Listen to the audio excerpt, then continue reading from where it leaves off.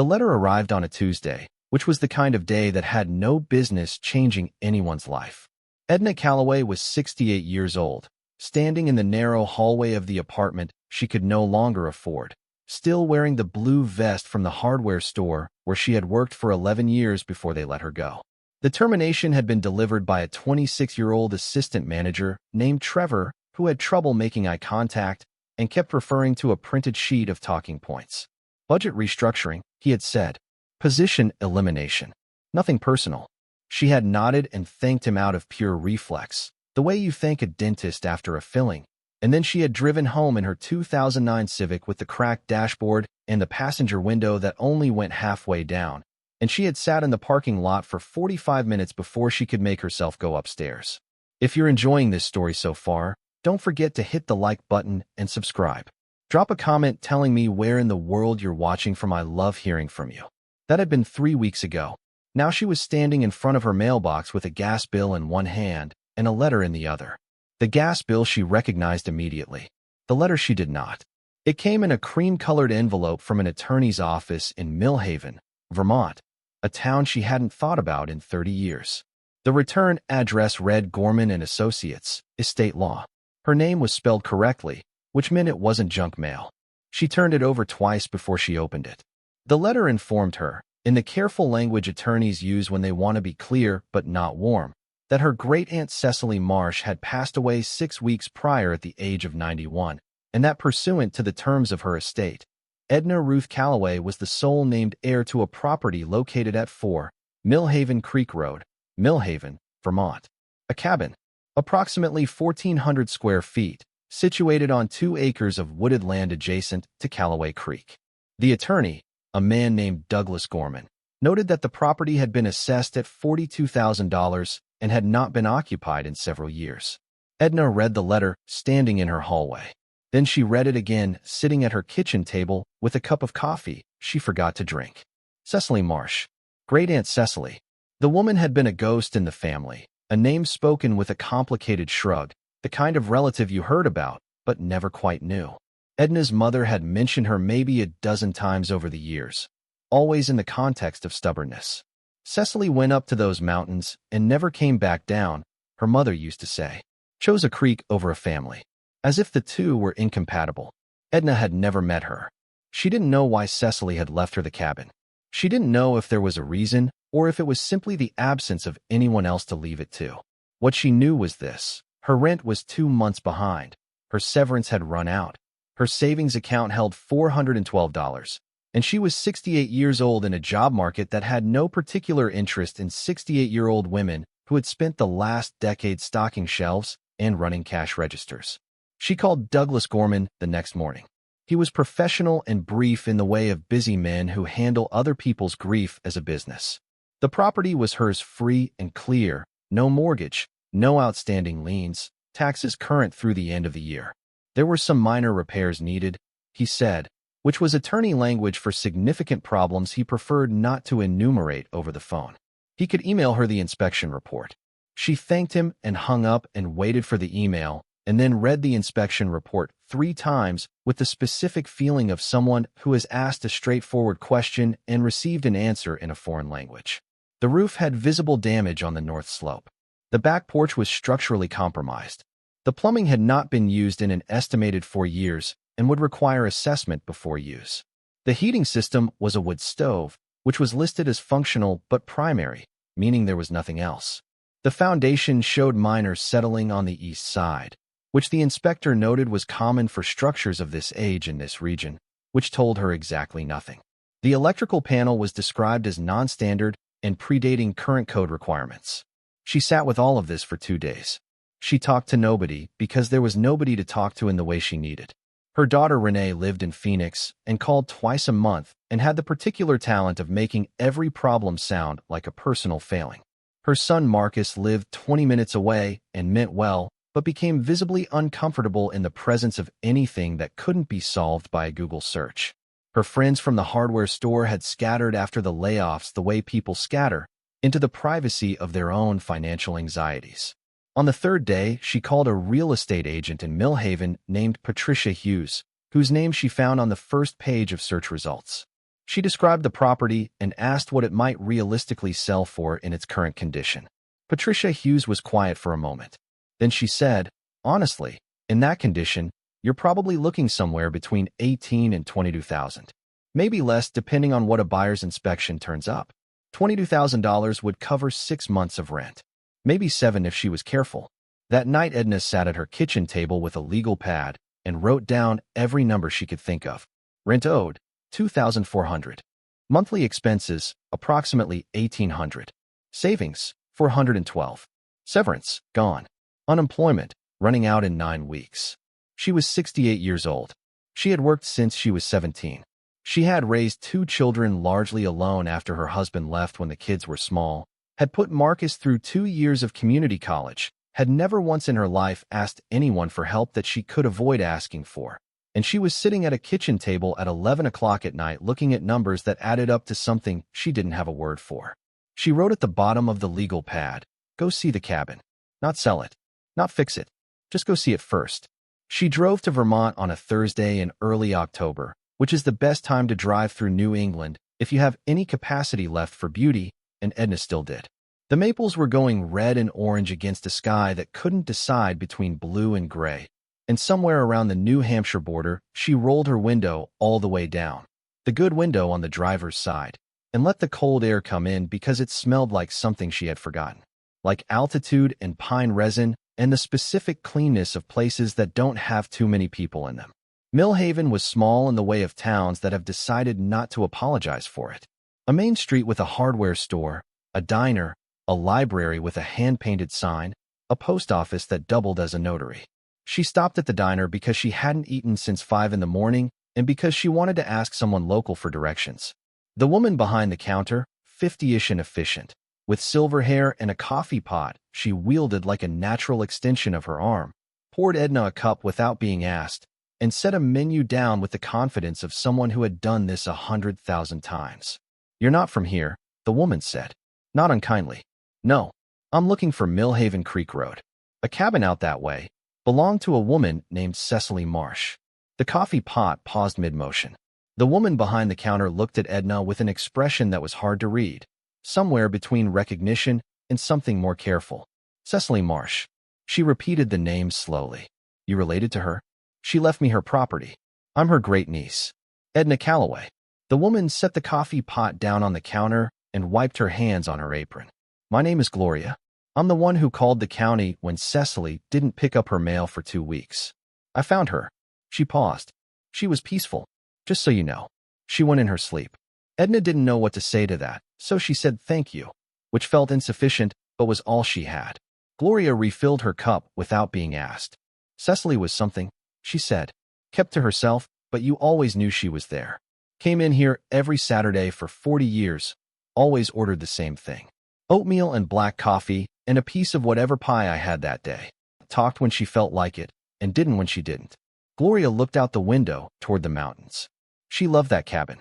Never wanted to leave it. I used to ask her wasn't she lonely up there all by herself, and she'd say, "Gloria, lonely is a thing that happens to people who aren't paying attention." Edna drove Millhaven Creek Road slowly. The way you drive when you're looking for a number, and the numbers are on mailboxes half hidden by overgrowth.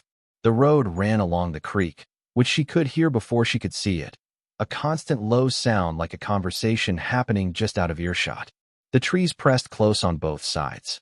The light came through in pieces. The cabin appeared at the end of a dirt track that branched off the main road, marked only by a leaning mailbox with the number 4 painted in faded red. Edna pulled over and sat in the car for a moment before getting out. It was smaller than she had imagined and larger than she had feared. White clapboard gone gray with weather, a front porch that sagged on the left side where one of the posts had settled unevenly, windows with original wavy glass that made the reflections look slightly liquid, a riverstone chimney running up the south wall, solid-looking, the kind of construction that took more time than money and outlasted both. The cabin sat on a rise above the creek, which she could see through the birch trees at the back of the property, silver-white trunks bright against the October color.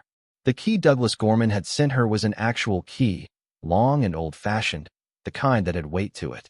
She stood on the porch and listened to the creek for a moment before she used it. The door opened with resistance, not locked resistance, but years of resistance, wood swollen with humidity and memory. Inside smelled like wood smoke and old paper and something herbal she couldn't identify. The ceiling was low and beamed, the floors wide plank pine worn smooth in the pathways where feet had traveled most. A wood stove occupied one corner of the main room, large and black, and clearly the center of everything. Beside it was a wood box, empty. Against the far wall a bookcase filled with paperbacks and hardcovers in no particular order, their spines faded to similar pale shades. A rocking chair by the window. A hook by the door with a canvas jacket still hanging on it, olive green, the collar worn soft. Edna stood in the middle of the room and felt something she hadn't felt in 3 weeks. She felt still. She moved through the cabin slowly. The kitchen was small but thoughtful, everything in reach of everything else, the counters worn to a satiny smoothness that came only from decades of use. A cast-iron skillet hung on a nail above the stove. The sink had a hand pump as a backup to the faucets, which she wouldn't understand until later. A window over the sink looked directly at the creek and the birch trees and a piece of sky that was going rose-colored now in the afternoon light. The bedroom was off the kitchen. Simple. A bed frame of iron, a quilt folded at the foot, a nightstand with a lamp and a book left open face down, as if the reader had stepped out and was coming back. Edna looked at the open book and felt the specific ache of someone else's interrupted life. She went back to the main room and sat in the rocking chair by the window. She sat there for a long time while the light changed and the creek kept talking and the birch trees moved in a wind she couldn't feel inside the cabin. She was 68 years old. She had $412. She had no job. She had a cabin with a damaged roof and compromised plumbing and a wood stove she had never operated in her life. She thought about the real estate agent's voice. 18 to 22,000, maybe less. She thought about Trevor with his talking points and his reluctance to make eye contact. She thought about her kitchen table at 11 at night and the numbers on the legal pad. Then she stopped thinking and just listened to the creek. She called her daughter Renee that evening from the diner, where Gloria had let her sit past closing with a bowl of soup she hadn't asked for, but had eaten completely. Renee's voice had that quality it always got when she was concerned in a way that felt like judgment. Mom, a cabin in Vermont. You're 68. I know how old I am. What would you even do up there? Live there. Figure it out. You can't just. There was a pause. The pause Renee used when she was choosing between saying what she thought and saying what she decided she should say. Mom, you need stability. You need to be near doctors, near services. Not in the middle of nowhere in a cabin that hasn't been lived in for years. It's structurally sound. You're not a carpenter. I can learn things. At 68. People learn things at 68, Renee. Another pause. What about selling it? Use the money to get a proper apartment somewhere affordable. Maybe move closer to Marcus. $20,000 doesn't buy stability. It buys 6 months. So what? You're going to live in a cabin in Vermont forever? I don't know what I'm going to do forever. Right now I'm going to fix a roof. Renee was quiet for a long moment. Mom, I just don't see how this makes sense. Edna looked at Gloria wiping down the counter with the particular efficiency of someone at the end of a long day. I know you don't, she said. That's all right. She drove home the next morning and spent 4 days making arrangements that felt simultaneously enormous and simple.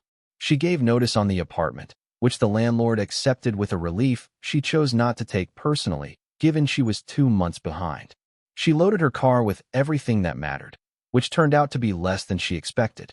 Clothes, books, a box of photographs, her good cast-iron pot, her grandmother's quilt which had lived in a cedar chest for 20 years, her father's binoculars from the Korean War era, battered brass, still functional. Tools she bought at a garage sale on the way out of town. A hammer, a handsaw, a level, a drill with several bits, and a pry bar that she wasn't sure she could lift but bought anyway on principle. She stopped at a library and checked out 3 books. Basic Home Repair, Roofing Fundamentals, The Wood Stove Owner's Guide. She drove back to Vermont on a Saturday and arrived at dusk and built her first fire in Cecily's wood stove using paper and kindling she found in a bin on the porch.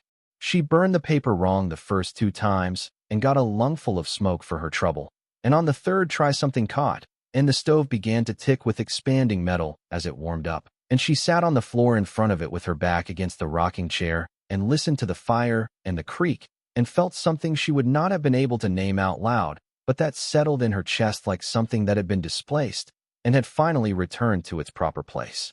The next morning she started making a list. She was methodical by nature, which had served her in 30 years of retail and would serve her now. She walked through the cabin with a notebook and wrote down everything she could see that needed attention, noting on a scale she invented: urgent, soon, eventually. The roof got urgent. The back porch got urgent. The plumbing got soon, which she immediately revised to urgent when she turned on the kitchen faucet and got a wheeze and 2 tablespoons of rust-colored water.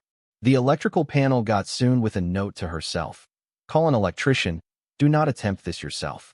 The porch post got urgent. 3 windows with broken seals got soon. A section of interior wall where water had come in through the roof got eventually, because it was ugly but dry. She also wrote down things that were right. The wood stove was solid. The foundation, when she got down on her hands and knees with a flashlight and looked at what she could see from the crawl space access under the kitchen floor, appeared to be fieldstone and in better shape than the inspector's report had suggested. The floors were extraordinary. The chimney, when she climbed a ladder she found in the shed out back and looked at it from the roof edge, was intact and well-pointed. The well pump, after she primed it 3 times following instructions she found in a handwritten note taped inside a kitchen cabinet door in Cecily's handwriting, worked. Cecily had left notes everywhere. This was the thing Edna hadn't expected. On the inside of the cabinet door, prime pump 3 times before season. On the wall beside the wood stove, hardwood only, no pine. Clean flue every fall. On a card tucked into the electrical panel, breaker 4 is laundry, always run alone. In the back of the linen closet, spare flue brush and parts behind box of quilts. They were brief and practical, written in the clear hand of someone who expected to be understood. They felt less like a set of instructions and more like a conversation, an older woman passing things along to whoever came next without knowing who that person would be. Edna found herself talking back to the notes as she went through the cabin. All right, she said, looking at the pump instruction. 3 times. Got it. She said it to Cecily, or to the idea of Cecily, or to herself. She wasn't entirely sure, and it didn't matter. Her neighbors appeared over the first week in the order that neighbors in small places tend to appear, one at a time, each with food and observation. A man named Howard Plank from the property to the north came by with a loaf of bread and spent 40 minutes telling her the history of the road in more detail than she needed, but all of which she filed away. He was in his 70s, wiry and weather-beaten, with the hands of someone who had worked outdoors his entire life and the patience of someone who had nothing urgent competing for his attention. He had known Cecily for 30 years. They were on borrowing terms, he said.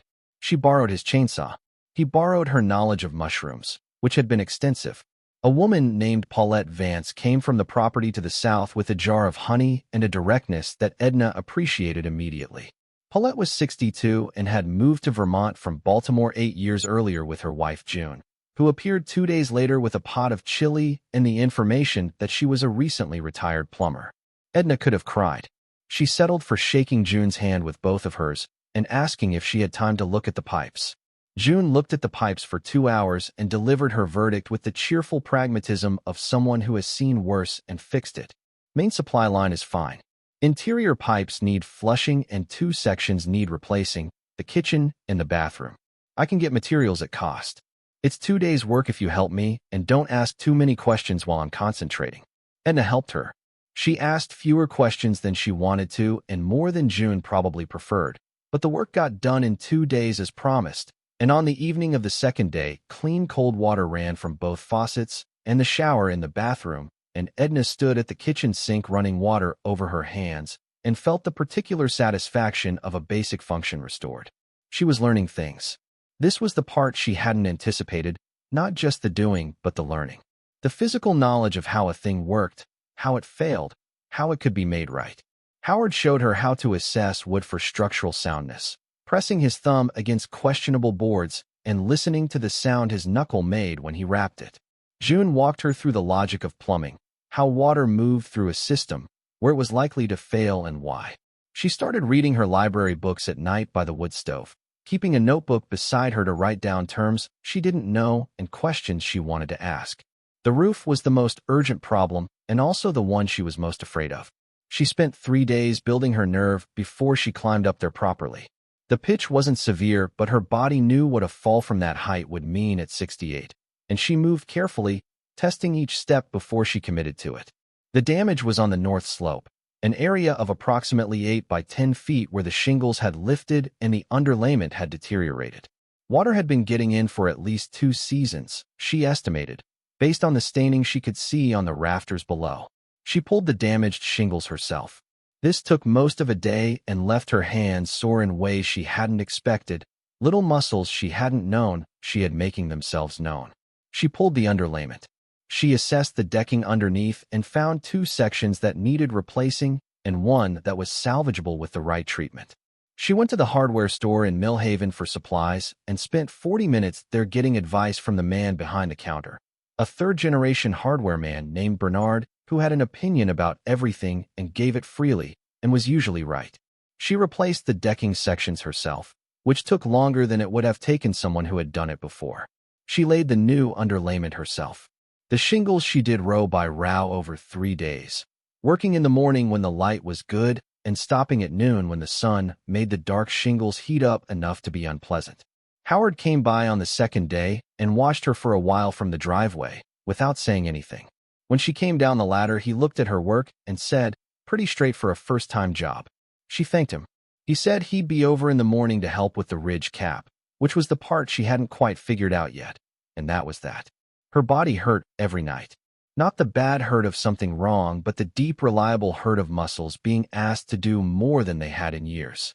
She soaked her hands in warm water before bed. She took ibuprofen with the consistency of someone following a medication schedule. She slept the way she had not slept in months, completely, without waking. The creak sound coming through the window she left cracked even in the cold because she had decided she liked it. Renee called every Sunday. The calls had a shape too.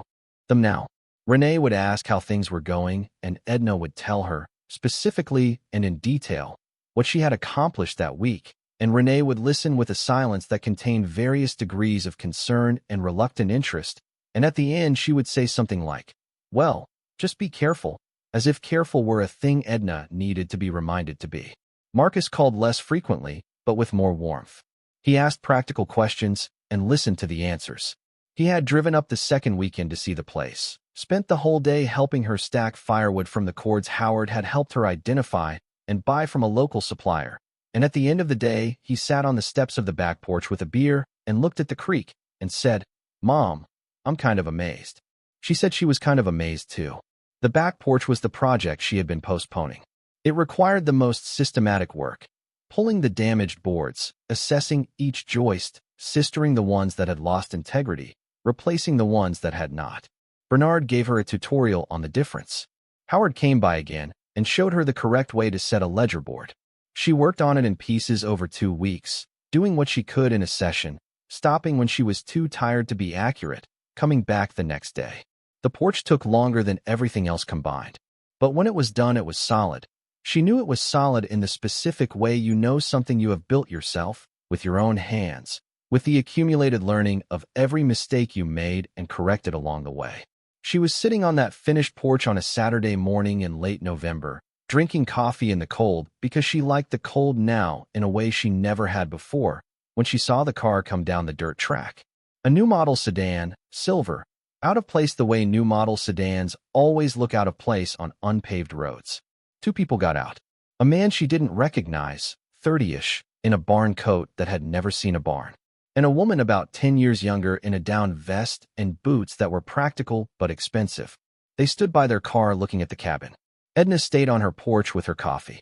The man noticed her first and raised a hand in the gesture that passes for greeting among strangers. He walked toward the porch with the particular stride of someone who expects to be welcomed, the confidence of someone who has rarely been turned away at a door. "Mrs. Calloway." His voice was pleasant. "Professional. My name is Daniel Sherwood. I'm with Sherwood Property Group out of Burlington. This is my associate Claire Fenn. We were hoping to talk with you about your property here." She looked at him over her coffee cup. "How did you know my name?" He smiled. "Public records.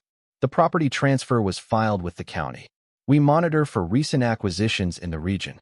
He said this the way you say something you've explained before and expect to go smoothly. We're very interested in this parcel. The creek frontage in particular makes it exceptional. We've been watching this stretch of the road for some time. Edna set her coffee down on the arm of her chair. She had made this chair herself, 2 weeks ago, from a kit she'd found in a box in the shed that Cecily had apparently never gotten around to assembling. It was not a perfect chair. It was a solid chair. It was hers. Are you making an offer? We'd like to discuss the property's potential. Daniel Sherwood's smile stayed very even. I want to be upfront with you. This area is seeing significant interest from developers looking at recreational properties, vacation rentals, small resort development. Your parcel, with the creek frontage and the acreage, positions it very well. We could move quickly on something in the range of $40,000 to $50,000. Edna looked at him. She thought about $412. She thought about the roof she had shingled herself and the pipes June had helped her replace, and the porch she had rebuilt board by board. She thought about finding Cecily's notes inside the cabinet door. It's not for sale, she said. Daniel Sherwood's smile adjusted slightly, the way smiles adjust when they have to do more work. I understand the sentimental value. This was your great-aunt's property, and that's meaningful. But I want to make sure you understand the opportunity here. The market for waterfront recreational properties, it's not for sale. He glanced at Claire, who had stayed by the car. He looked back at Edna with the expression of a man recalibrating. Mrs. Calloway, you've recently retired, is that right? You've inherited a property that requires significant upkeep. The practical realities of maintaining a place like this alone, especially over a Vermont winter, how much do you know about me? He had the grace to look briefly uncomfortable. Public records. I mentioned public records don't tell you I've retired or that I'm alone. He straightened slightly. I apologize if it seems intrusive. We do due diligence on properties we're interested in acquiring. Standard practice. Standard practice, Edna said, is calling ahead. He left a card, which she put in her pocket because she was raised not to refuse things handed to her directly. She watched the silver sedan back out and disappear down the dirt track, and then she picked up her coffee, which had gone cold, and drank it anyway, and looked at the creek through the birch trees, silver white in the late November gray. She didn't tell anyone about the visit for 3 days. Then she told Gloria at the diner, partly because she needed to tell someone, and partly because Gloria had turned out to be the best source of local information available to her.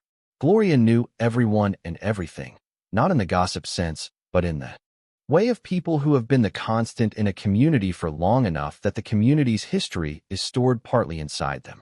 Gloria listened. Then she said, Sherwood Property Group. He's been buying up creek frontage on the south side of town for the past 2 years. Vacation cabin development. He told the Bauer family he wanted to preserve their property and turned around and subdivided it into 8 lots. Edna absorbed this. He knew I'd recently retired. Gloria looked at her steadily. He does his homework. He's patient. That's what people say about him. He'll come back. He can come back as many times as he likes, Edna said. The answer won't change. Gloria refilled her coffee without being asked, which was her way of expressing approval. Then she said, There's something you should know about that property of yours. Something most people around here have forgotten or never knew. Edna looked up. Cecily never talked about it much. But I've been here a long time and you hear things. Your great-aunt found something on that property. Oh, must be 40 years ago now. Found it and made a decision about it that most people wouldn't have made. Gloria paused in the way of someone choosing how much to say. She brought it up once, just once, sitting right where you're sitting now. Said she had a secret that the land was keeping for her, and she was keeping for the land. Said when the right time came she'd know what to do with it. Edna felt something shift in the back of her mind. Some attention that had been general becoming suddenly specific. What kind of secret? Gloria shook her head. That's all she ever said. I didn't ask because Cecily didn't invite questions she didn't want to answer. She set down the coffee pot. But I'll tell you this. In 40 years, she never sold that property. Never even entertained it. And she didn't have much more than you do, financially. She was a woman of modest means who chose that cabin over everything else and stayed with that choice every day of her life. That kind of commitment usually has a reason. Edna drove home thinking about reasons. She went through the cabin more carefully that afternoon, not looking for anything specific, just looking with different eyes. The way you look at a familiar face when someone has told you there's something you've been missing. She looked at the bookshelves, which she had been meaning to properly sort through. She looked at the small writing desk in the corner of the bedroom. which she had not opened because it had felt private in the way of other people's correspondence. She looked at the storage under the stairs, which she had glanced into once and seen only boxes and seasonal items and had not explored further. She stood in the main room as the light faded and the wood stove ticked and the creek kept its conversation outside, and she thought about a woman who had kept a secret for 40 years, who had written notes inside cabinet doors to a stranger she would never meet, who had left everything she had, modest as it was, to a great niece she had never known, skipping over more obvious heirs who were closer in blood, if not in something harder to name. Chose a creek over a family, Edna's mother had said, as if it were simply stubbornness, as if it couldn't have been something else entirely. Edna built up the fire for the night and sat in the rocking chair and looked at the dark outside the window where she knew the creek was even though she couldn't see it, and she thought about what kind of woman builds a life around a secret and spends 40 years living quietly with it, never telling anyone, waiting for the right time that perhaps never came. And she thought, what if I'm the right time? She started with the desk the next morning. It was a small writing desk, walnut, with a slant top that lifted to reveal a fitted interior. The kind of desk that had been made when writing was considered a practice worth furnishing. The exterior was dusty. The brass pulls on the small drawers were dark with age. She opened the slant top carefully. Inside was the fitted interior she had expected. Small cubbies, 2 tiny drawers, a central compartment. And inside the central compartment, aligned neatly as though placed with intention, were 3 things. A leather-bound journal, small, the cover worn to a softness that spoke of handling. A manila envelope, sealed, with Edna's name written on it in handwriting she now recognized as Cecily's, precise and clear and forward-leaning. And a hand-drawn map on heavy paper, folded into quarters, the paper yellowed but intact. Edna picked up the envelope with her name on it first. She sat at the desk and held it for a moment, feeling its weight, which was more substantial than she expected. Then she opened it carefully and unfolded the letter inside.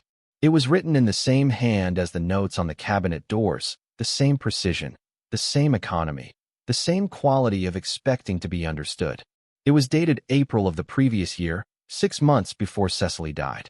Edna, it began. I don't know when you'll read this or what shape your life will be in when you do. I know you're my sister Margaret's grandchild, and I know you've lived a practical life and worked hard for what you have. Margaret used to write to me sometimes, even after we stopped speaking, and she told me about you more than she knew she was telling me. I chose you for this because you have what I had, the ability to do necessary things alone and the stubbornness to not quit when other people think you should. I need to tell you about the property. When I came to this cabin in 1972, I was 36 years old and I needed somewhere to be quiet and think. I had left a life that didn't fit me, and I wasn't sure yet what kind of life would. The cabin was derelict. Then, much worse than it is now, and I fixed it the way you're probably fixing it now, slowly, badly at first, and better as I learned. The creek was the reason I stayed. There's something in it that's difficult to explain. It's the sound. It tells the truth about things in a way that other sounds don't. In the fall of 1983, I was clearing the ground on the east slope of the property, the slope that runs down toward the lower field, because I wanted to put in a kitchen garden. I was digging out an old stone wall that had fallen in, the kind that farmers built generations ago to clear the field for planting, and I found something underneath the largest foundation stone. I want you to understand what I mean when I say found. I don't mean I found a coin or a curio. I mean I found something that changed the logic of the last 40 years of my life. I have not told anyone what it is. Not Gloria, not Howard, not anyone. I came close a few times and then didn't.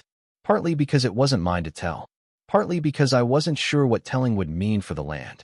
Partly because I had a feeling, one of those feelings you can't justify to another person but you live by anyway, that it was waiting for something specific, and that specific thing was not me. The map will show you where to look. Look in the spring when the ground is workable, not before. When you find it, sit with it for a while before you do anything. That's the most important instruction I can give you. I'm sorry I couldn't know you in person. I think we would have gotten along. Cecily. Edna sat at the writing desk for a long time after reading the letter. The fire settled in the wood stove. The creek spoke outside. The November light moved slowly across the floor. Then she picked up the journal. It was 60 years old. Cecily had started it in 1963, the year she turned 27, and the first entries were from a life Edna didn't know. A city, a job she described with controlled frustration, a relationship she described with less control. The handwriting was younger, more urgent, less economical. But by the late entries from the 70s and 80s, it had settled into the voice Edna recognized from the cabinet notes, and the letter, clear and precise and interested in exactly what was in front of it. She found the entry from October of 1983 near the back of the second journal. Cecily had filled 3 of them, small ones, which were all in the desk along with the first. Today I found the thing under the east wall. I cannot write about it yet. I need to understand what I've found before I make it language. What I can say is this: it was hidden deliberately by someone who knew this land, and it was hidden a very long time ago. The quality of the concealment tells me it was meant to be permanent, not meant to be found. The question I'm living with tonight is not what it is or what it's worth. The question is, what is the right thing to do with it? The next entry was 3 days later. Cecily had done research. She had driven to the library in Burlington, she wrote, and looked through historical records, land grants, county surveys. The land Edna now owned had originally been a farmstead, established in the 1790s by a family named Calloway, the same name as the creek, the same name as Edna, which was the connection she had not understood until this moment. The land had been in the Calloway family until the turn of the 20th century, then sold and resold through several owners before coming to Cecily. Edna read this and felt something move through her that she couldn't have articulated. The creek was named Calloway Creek. Her family's name was Calloway. She had always assumed it was coincidence, or perhaps that the family had taken the name from the place. She hadn't considered that the place might have taken the name from the family. She read through the next several entries with the focused attention of someone assembling a picture. Cecily had been careful. She had hired an archivist in Burlington to research the property's history without explaining why. She had corresponded with a professor of regional history at the University of Vermont, asking questions about the Calloway family in terms she described as hypothetical. She had built a picture of the land's history over the course of a year without telling anyone what she was looking for. What she had found, assembled across those journal pages, was this: the Calloway family had been prosperous by regional standards, operating a successful farm and mill operation along the creek. In 1898, the last Calloway to own the property, a man named Silas Calloway, had died without direct heirs.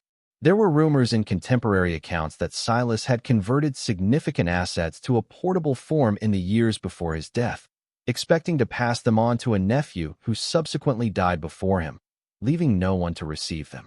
The estate had been administered and the property sold, but the liquid assets, if they existed in the form the rumors suggested, were never accounted for. Cecily had written, in an entry from 1985, "I believe Silas Calloway hid something on this property in the last years of his life. I believe he intended to come back for it or tell someone where it was, and then he died before he could. And it's been there for 85 years under a fallen stone wall while the creek kept flowing over it in the dark." Edna put the journal down and looked at the folded map. She unfolded it carefully. It was Cecily's hand, clearly a careful rendering of the property from above, with the cabin marked, the creek marked, the dirt track marked. And on the east slope, where Cecily had written kitchen garden and then crossed it out, there was an X, beside the X, in small letters.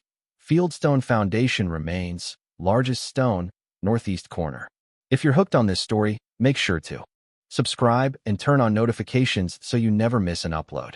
Your support means everything and helps me bring you more emotional stories like this one.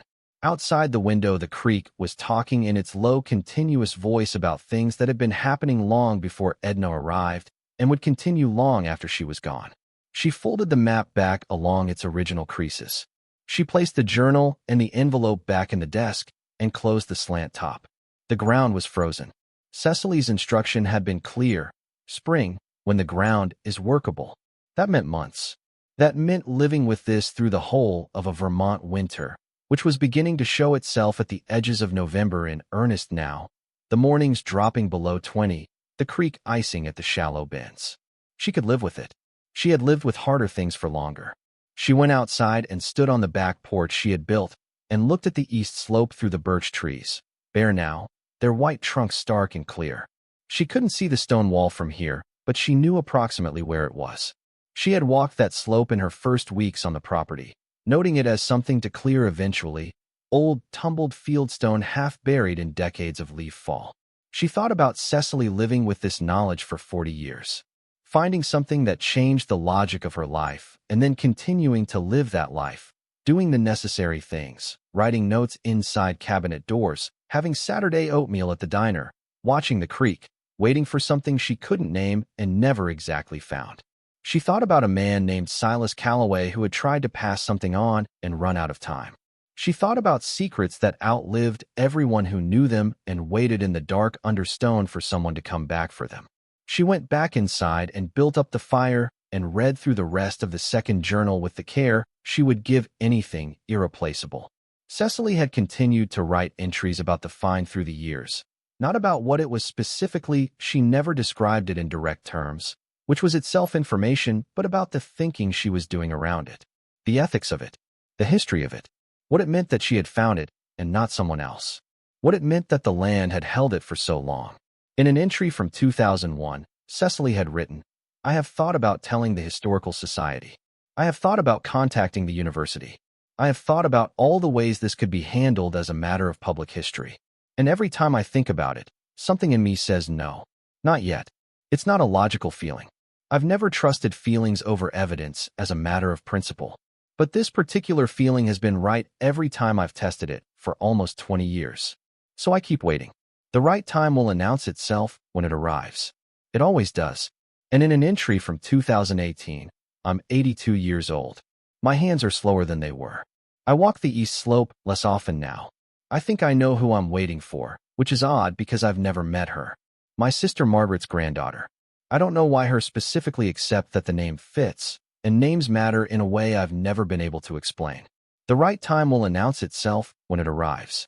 Edna sat with that sentence for a long time. She was 68 years old and broke and learning things. She had shingled a roof and replaced pipes and built a porch and made a chair and stacked wood for winter. She was sitting in a cabin by a creek that carried her family's name, which she had not known until an hour ago, holding a journal left by a woman she had never met who had spent 40 years waiting for her. The wood stove ticked in the silence. The creek spoke outside. She thought, all right then.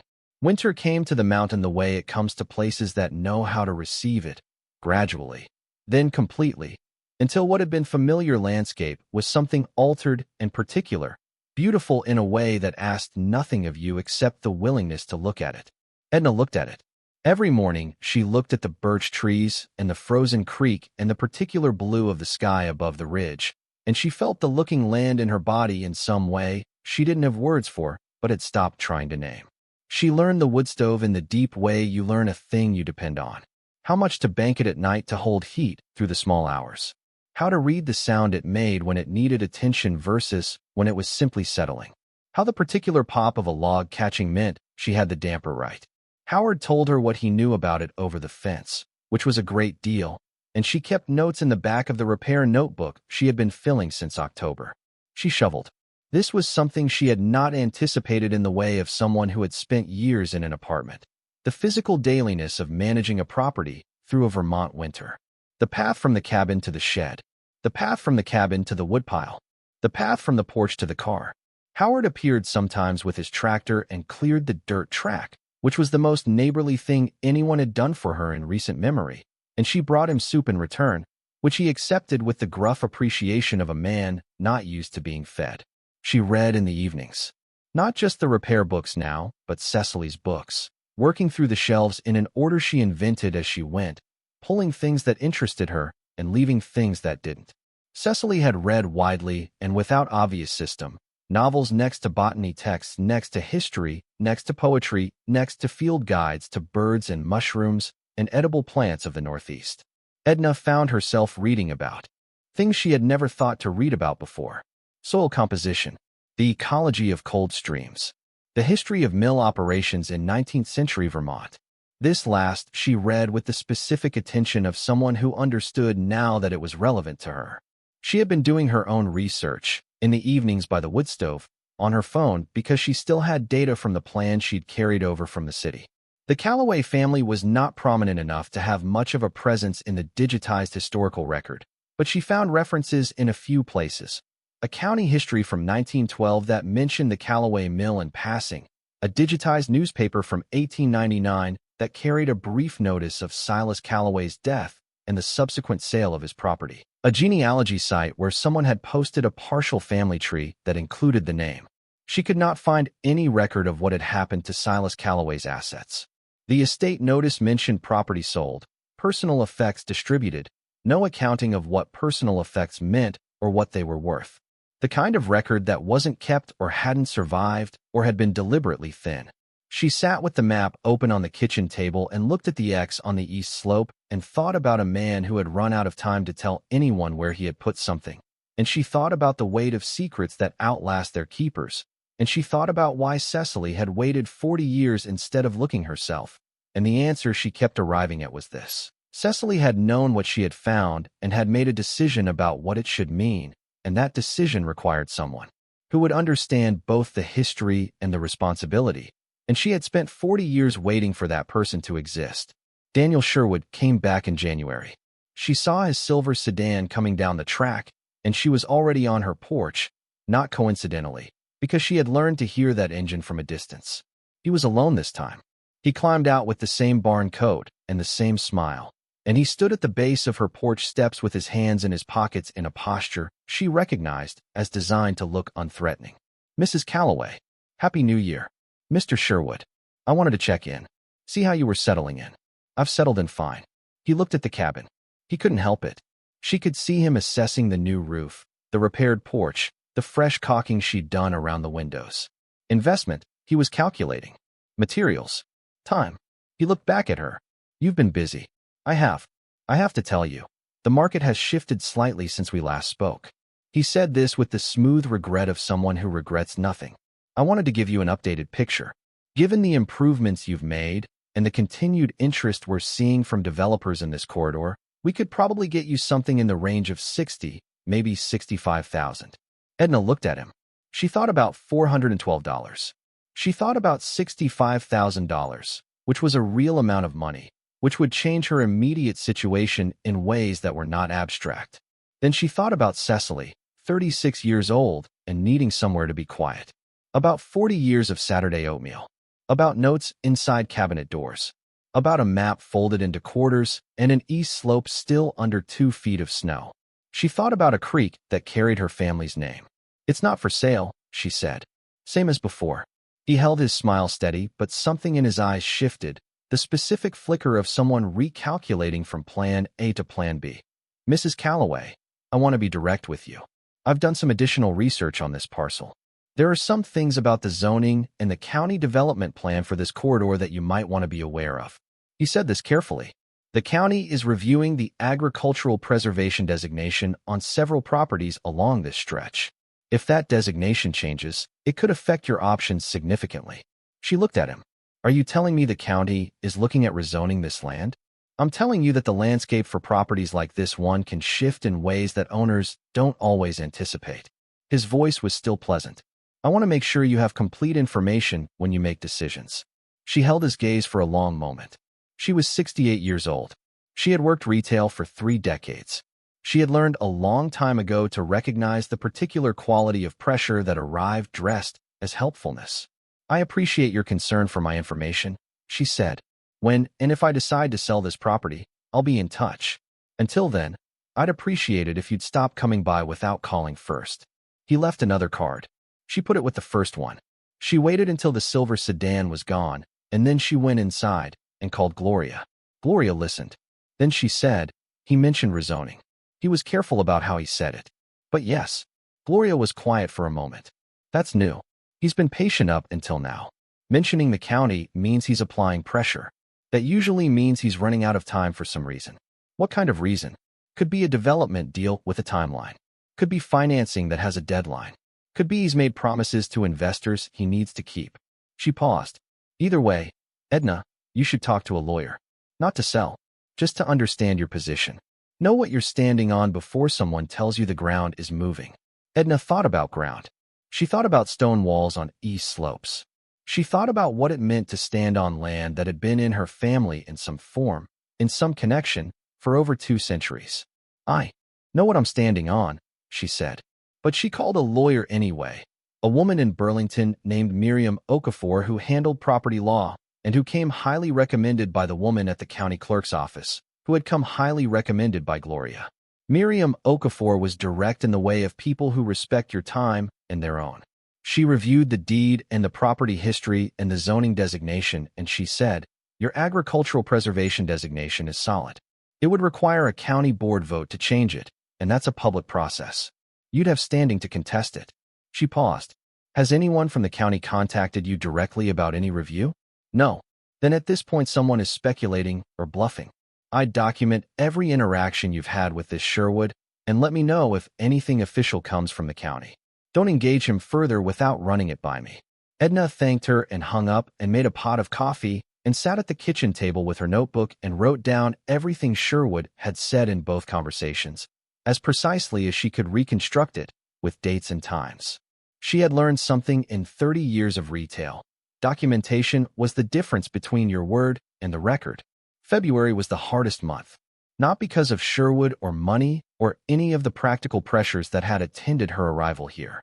February was hard because it was February in Vermont, which means the cold has been going long enough that the romance of it has worn thin, and what remains is the fact of it, unadorned. She woke some mornings to temperatures below zero and spent the first hour of the day just keeping the cabin warm enough to function in. But she was warm. The wood stove she had learned so well kept the cabin at a temperature that was not luxurious but was genuinely comfortable, and she had banked enough wood in October and November to get through even a hard winter. She was warm, and she had food, and she had the creek, which ran under the ice now, but still spoke if you listened at the right places. She was warm, and she was all right, and that was a thing she had not been certain of in the parking lot of the hardware store 3 weeks after Trevor and his talking points. She thought, all right.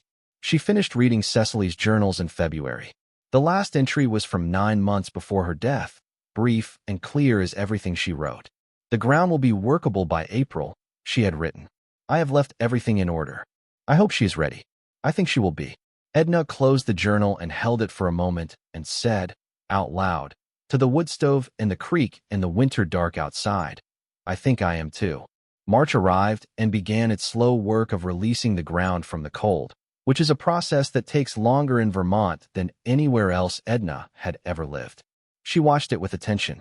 She learned to read the signals. The particular softening of the soil at the surface before the deeper freeze released, the way the south-facing slope cleared before the north, the slow reclamation of the creek from ice back to running water. By mid-March, she could hear the creek fully again, uninhibited, and she stood on the porch and listened to it, and felt something ease in her chest that had been held tight since November. She planned carefully. She reread Cecily's description of finding the stone wall, the clearing work she had been doing, the largest foundation stone in the northeast corner. She walked the east slope on the first warm day of March, before the ground was workable, just to look. The stone wall was there as she had known it was, a tumbled run of field stone barely visible through the winter's remaining leaf cover, roughly where Cecily's map put it. The largest stone in what she could identify as the northeast corner was a slab of granite, flat and broad, heavy enough that she wasn't sure she could move it alone.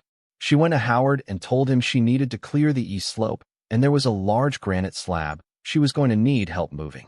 He asked no questions, which was one of the things she had come to value most about Howard.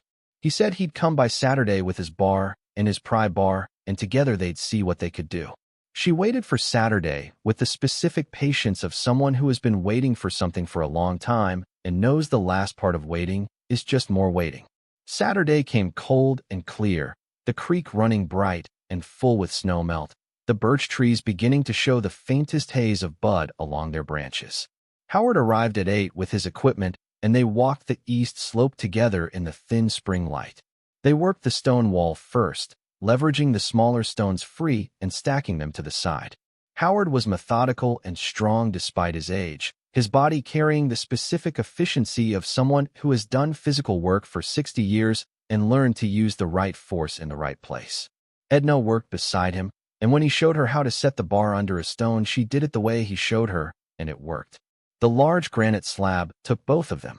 Howard set the pry bar while Edna worked the secondary lever he had brought, and they worked the stone in increments, shifting it by inches until it turned and lay on its side, revealing what was underneath. They both stopped. In the hollow beneath the stone, protected by its weight and by the density of the soil, and by 90 years of everything that had passed over the ground above it, there was a metal box. Not large, perhaps 12 inches by 8 inches by 6 inches deep, of a dark metal she couldn't immediately identify, sealed with a latch mechanism that had corroded but held. The box was wrapped in what had once been oilcloth, now deteriorated to a blackened stiffness that still, miraculously, had kept moisture from reaching the metal beneath. Edna crouched down and looked at it for a long moment without touching it. The creek was close here, running below them, talking in its low, continuous voice. Howard crouched beside her. He looked at the box. He looked at Edna. He said nothing. She picked it up. It was heavier than its size suggested. The oilcloth came away in her hands as she lifted it. Underneath, the metal was darker than she had expected, a deep pewter color, the surface matte with age but intact. She stood up slowly with the box in both hands and held it and felt the weight of it, which was not just the weight of metal. She thought of Cecily crouching in this same spot 40 years ago, holding this same weight, making a decision about what it should mean. She carried the box back up the slope to the porch. Howard walked beside her without speaking. She set the box on the porch table she had built, one of her winter projects, and sat down in her chair and looked at it. "You want privacy?" Howard said. She thought about Cecily, who had kept this private for 40 years. "No," she said. "You can stay." The latch on the box had corroded into itself over 90 years of pressure and darkness and damp, not rusted through but fused in the particular way of old metal that has forgotten how to move. Edna worked it carefully with the flat end of a screwdriver Howard handed her without being asked, pressing rather than forcing, feeling for the give that had to be there somewhere beneath the resistance. The creek moved below them. A woodpecker was working somewhere in the birch trees, that hollow repetitive knock carrying through the cold spring air. Howard sat on the porch railing with his hands folded and watched without comment. The latch gave on the third attempt. Not dramatically, not with the pop of something releasing under pressure. It simply yielded, the way things yield when the right amount of patience has been applied in the right direction. Edna lifted the lid. Inside, wrapped in a second layer of oilcloth that had fared better than the outer layer, was a collection of objects she had to look at for several seconds before she could organize what she was seeing. She lifted out the oilcloth bundle and set it on the table and unwrapped it slowly, folding back each layer with the care of someone who understands that the wrapping is part of the information. There were coins first. A collection of them. Gold. The color of them unambiguous even under the flat March light. The surfaces dulled with age but not corroded, gold being what it is. She picked one up and held it near her eye. The face on it was a woman in profile, and around the edge she could read the words she had been trying to read: Liberty. United States of America. $20. She set it down and counted the others. There were 22 of them. Double eagles. She would learn later, the $20 gold coins minted between 1849 and 1933. The particular type she was looking at, with that specific profile of liberty, was issued from the 1870s through the early 1900s, which placed them squarely in the years Silas Calloway would have been accumulating them. Behind the coins and the oilcloth were other things. A packet of papers folded and tied with a string that came apart the moment she touched it, the fibers having lost all structural integrity decades ago. She unfolded the papers with tremendous care, spreading them flat on the table surface, and found what appeared to be a combination of financial documents. A bank note from a Burlington institution she didn't recognize, a stock certificate from a company she didn't recognize, a handwritten ledger page with columns of figures and dates. And beneath the ledger page, smaller, a single folded paper that was different from the others in weight and quality, written in a script more careful than the ledger, with a deliberateness that suggested the writer knew what they were setting down. She read it. To whoever finds this. My name is Silas Calloway. I am 64 years of age, and I write this in the year 1897. My nephew James, who was to receive this property and its contents, died of fever this past February, and I have no other direct heir to speak of. I have not been a man of many words, and I do not intend to begin now, but there are things that should be known about what I have buried under the foundation stone of the Eastfield wall. The coins were my father's and my grandfather's and mine. The paper instruments were legitimate in their time, though I cannot speak to their value in whatever time you are reading this. The watch was my wife's and I kept it because I could not part with it. I ask only that whoever finds these things will take care of how they proceed, as some of what is here has history behind it, and history deserves to be treated with respect. I have lived on this land for 42 years, and I am sorry to leave it to strangers, but I have no choice in the matter. The creek will still be here. Silas Calloway. November 12, 1897. He had died in 1899.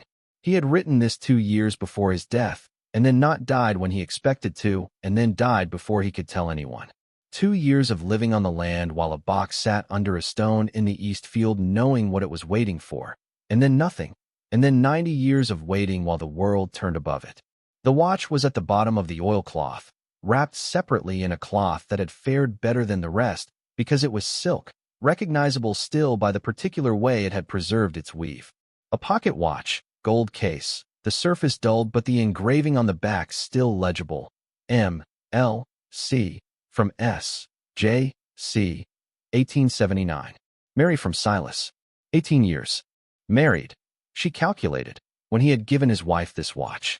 18 years before she died, which Cecily's research had placed in the late 1890s. Edna picked up the watch carefully and held it in her palm. It was cold from the box and the morning and the 90 years. She closed her hand around it slowly until her warmth began to reach the metal. Howard spoke for the first time since they had found the box. He said, simply and without drama, "What is it?" "I don't know exactly yet." She set the watch down. Gold coins. Documents. A watch. He looked at what was laid on the table. Then he looked at her. "You need someone who knows what they're looking at." "Yes," she said. "I do." She put everything back in the box, carefully, in the order she had taken it out. She closed the lid. She sat with her hands on the box for a moment and thought about Cecily crouching on that slope in 1983 and making a decision. She thought about what decision Cecily had made and why, and whether the same logic still applied, and she thought it did, but in a different form. Cecily had kept the secret because the time wasn't right. Edna's task was different. The time was here, which meant the question now was not whether to act, but how. She thought about what Silas had written. History deserves to be treated with respect. She went inside and called Miriam Okafor. Miriam listened without interrupting, which Edna had come to appreciate as one of her defining professional qualities. When Edna finished, there was a brief silence on the line. Then Miriam said, "I want to make sure I understand. You found a metal box containing gold coins, historical financial documents, and a personal item buried on your property, with a note from the original owner explaining what it is and who put it there." "That's right. And your great-aunt knew about this and chose not to claim it. She chose not to open it. Or if she opened it, she chose not to do anything with it. And she left the property and the map and her journals to me." Miriam was quiet for another moment. "Okay. The legal situation is more complex than it might initially appear. In Vermont, items found buried on private property generally belong to the property owner, but there are exceptions depending on the nature of the items and their historical status. Gold coins from this period could qualify as historical artifacts under certain definitions. The documents need to be assessed. The watch is likely straightforward as personal property." She paused. "Before you do anything else, you need an appraisal, and you need it done by someone who understands both the monetary and historical value and who can document everything properly. I have a name. An estate and antiquities appraiser in Burlington named Robert Thane. He's been doing this for 30 years. He's the person you want." Edna wrote the name down. She asked the question she had been waiting to ask. "What do I need to worry about?" Miriam's answer was direct. "Sherwood, if he finds out about this. Which means you need to move quickly and quietly. Don't tell people who might tell other people. The moment this becomes public knowledge, the pressure on you to sell is going to increase dramatically." She thought about Howard, who was still sitting on her porch and who had the particular quality of someone who could be trusted, not because she could prove it, but because everything she had seen of him in 6 months suggested it. "My neighbor knows," she said. "He was with me when I found it." "What kind of neighbor?" "The good kind." Miriam accepted this. "Then keep it between you and him for now. I'll call Robert Thane today and set something up." Robert Thane arrived 4 days later. He drove a truck that was 15 years old and practical, which she noted as a positive sign. He was in his early 60s, trim, with reading glasses pushed up on his forehead, and the particular quality of attention that came from spending decades looking closely at things. He shook her hand with a firm grip and looked at the cabin and the porch and the slope beyond and said, "Nice property. Good bones." She brought out the box and set it on the kitchen table. She left him alone with it for 20 minutes while she made coffee, because Cecily's journals had included an observation that the best way to let someone do their job was to get out of the way and let them do it. When she came back with 2 cups, he was sitting back in his chair with his reading glasses now on his nose, the coins arrayed in a line across the table, the papers spread and weighted at their corners with objects he'd brought in a kit, and the watch held in a cloth in his palm. He looked up when she set down the cups. He said, "Mrs. Calloway, where did you acquire this?" She told him. The whole thing. Cecily, the journals, the map, the east slope, the stone. She showed him Silas Calloway's letter, which she had kept separate in a clear protective sleeve she'd found in the shed, left by Cecily among a box of archival supplies that now felt less coincidental than it had at first. He read the letter carefully. Then he read it again. He set it down and looked at her over his glasses. "Your great-aunt had this knowledge for 40 years. Yes. And she left it to you. Yes." He looked back at the table. "Let me tell you what you have, then we can talk about what it means." He gestured to the coins. "These are Liberty Head double eagles, $20 gold pieces. The dates I can read on them range from 1878 to 1901. 2 of them are from the Carson City Mint, which matters for value." He picked up one and tilted it to the light. "Condition is mixed. Some of these have been handled over the years, some less so. In current condition, uncleaned and unrestored, you're looking at somewhere between $1,200 and $4,000 per coin, depending on the individual piece, the mint, mark, and the grade a numismatic specialist assigns." He set it down. "Conservatively, the coins as a group are worth somewhere between $40,000 and $75,000. Potentially more if any of the Carson City pieces grade exceptionally." Edna heard these numbers and felt something move through her that was not quite any single emotion, but several of them at once, in a mixture she had no name for. He moved to the documents. The bank note is from the Merchants Bank of Burlington, which dissolved in 1919. It's a curiosity now, no monetary value, but historical value as a document from that institution. He moved it aside. The stock certificate is more interesting. He picked it up with gloved hands and angled it toward the window light. "This is from the Burlington and Lamoille Railway Company." He looked at her. That company's history is complicated. It was absorbed into a larger rail network in 1902. The certificate itself, as stock, is worthless.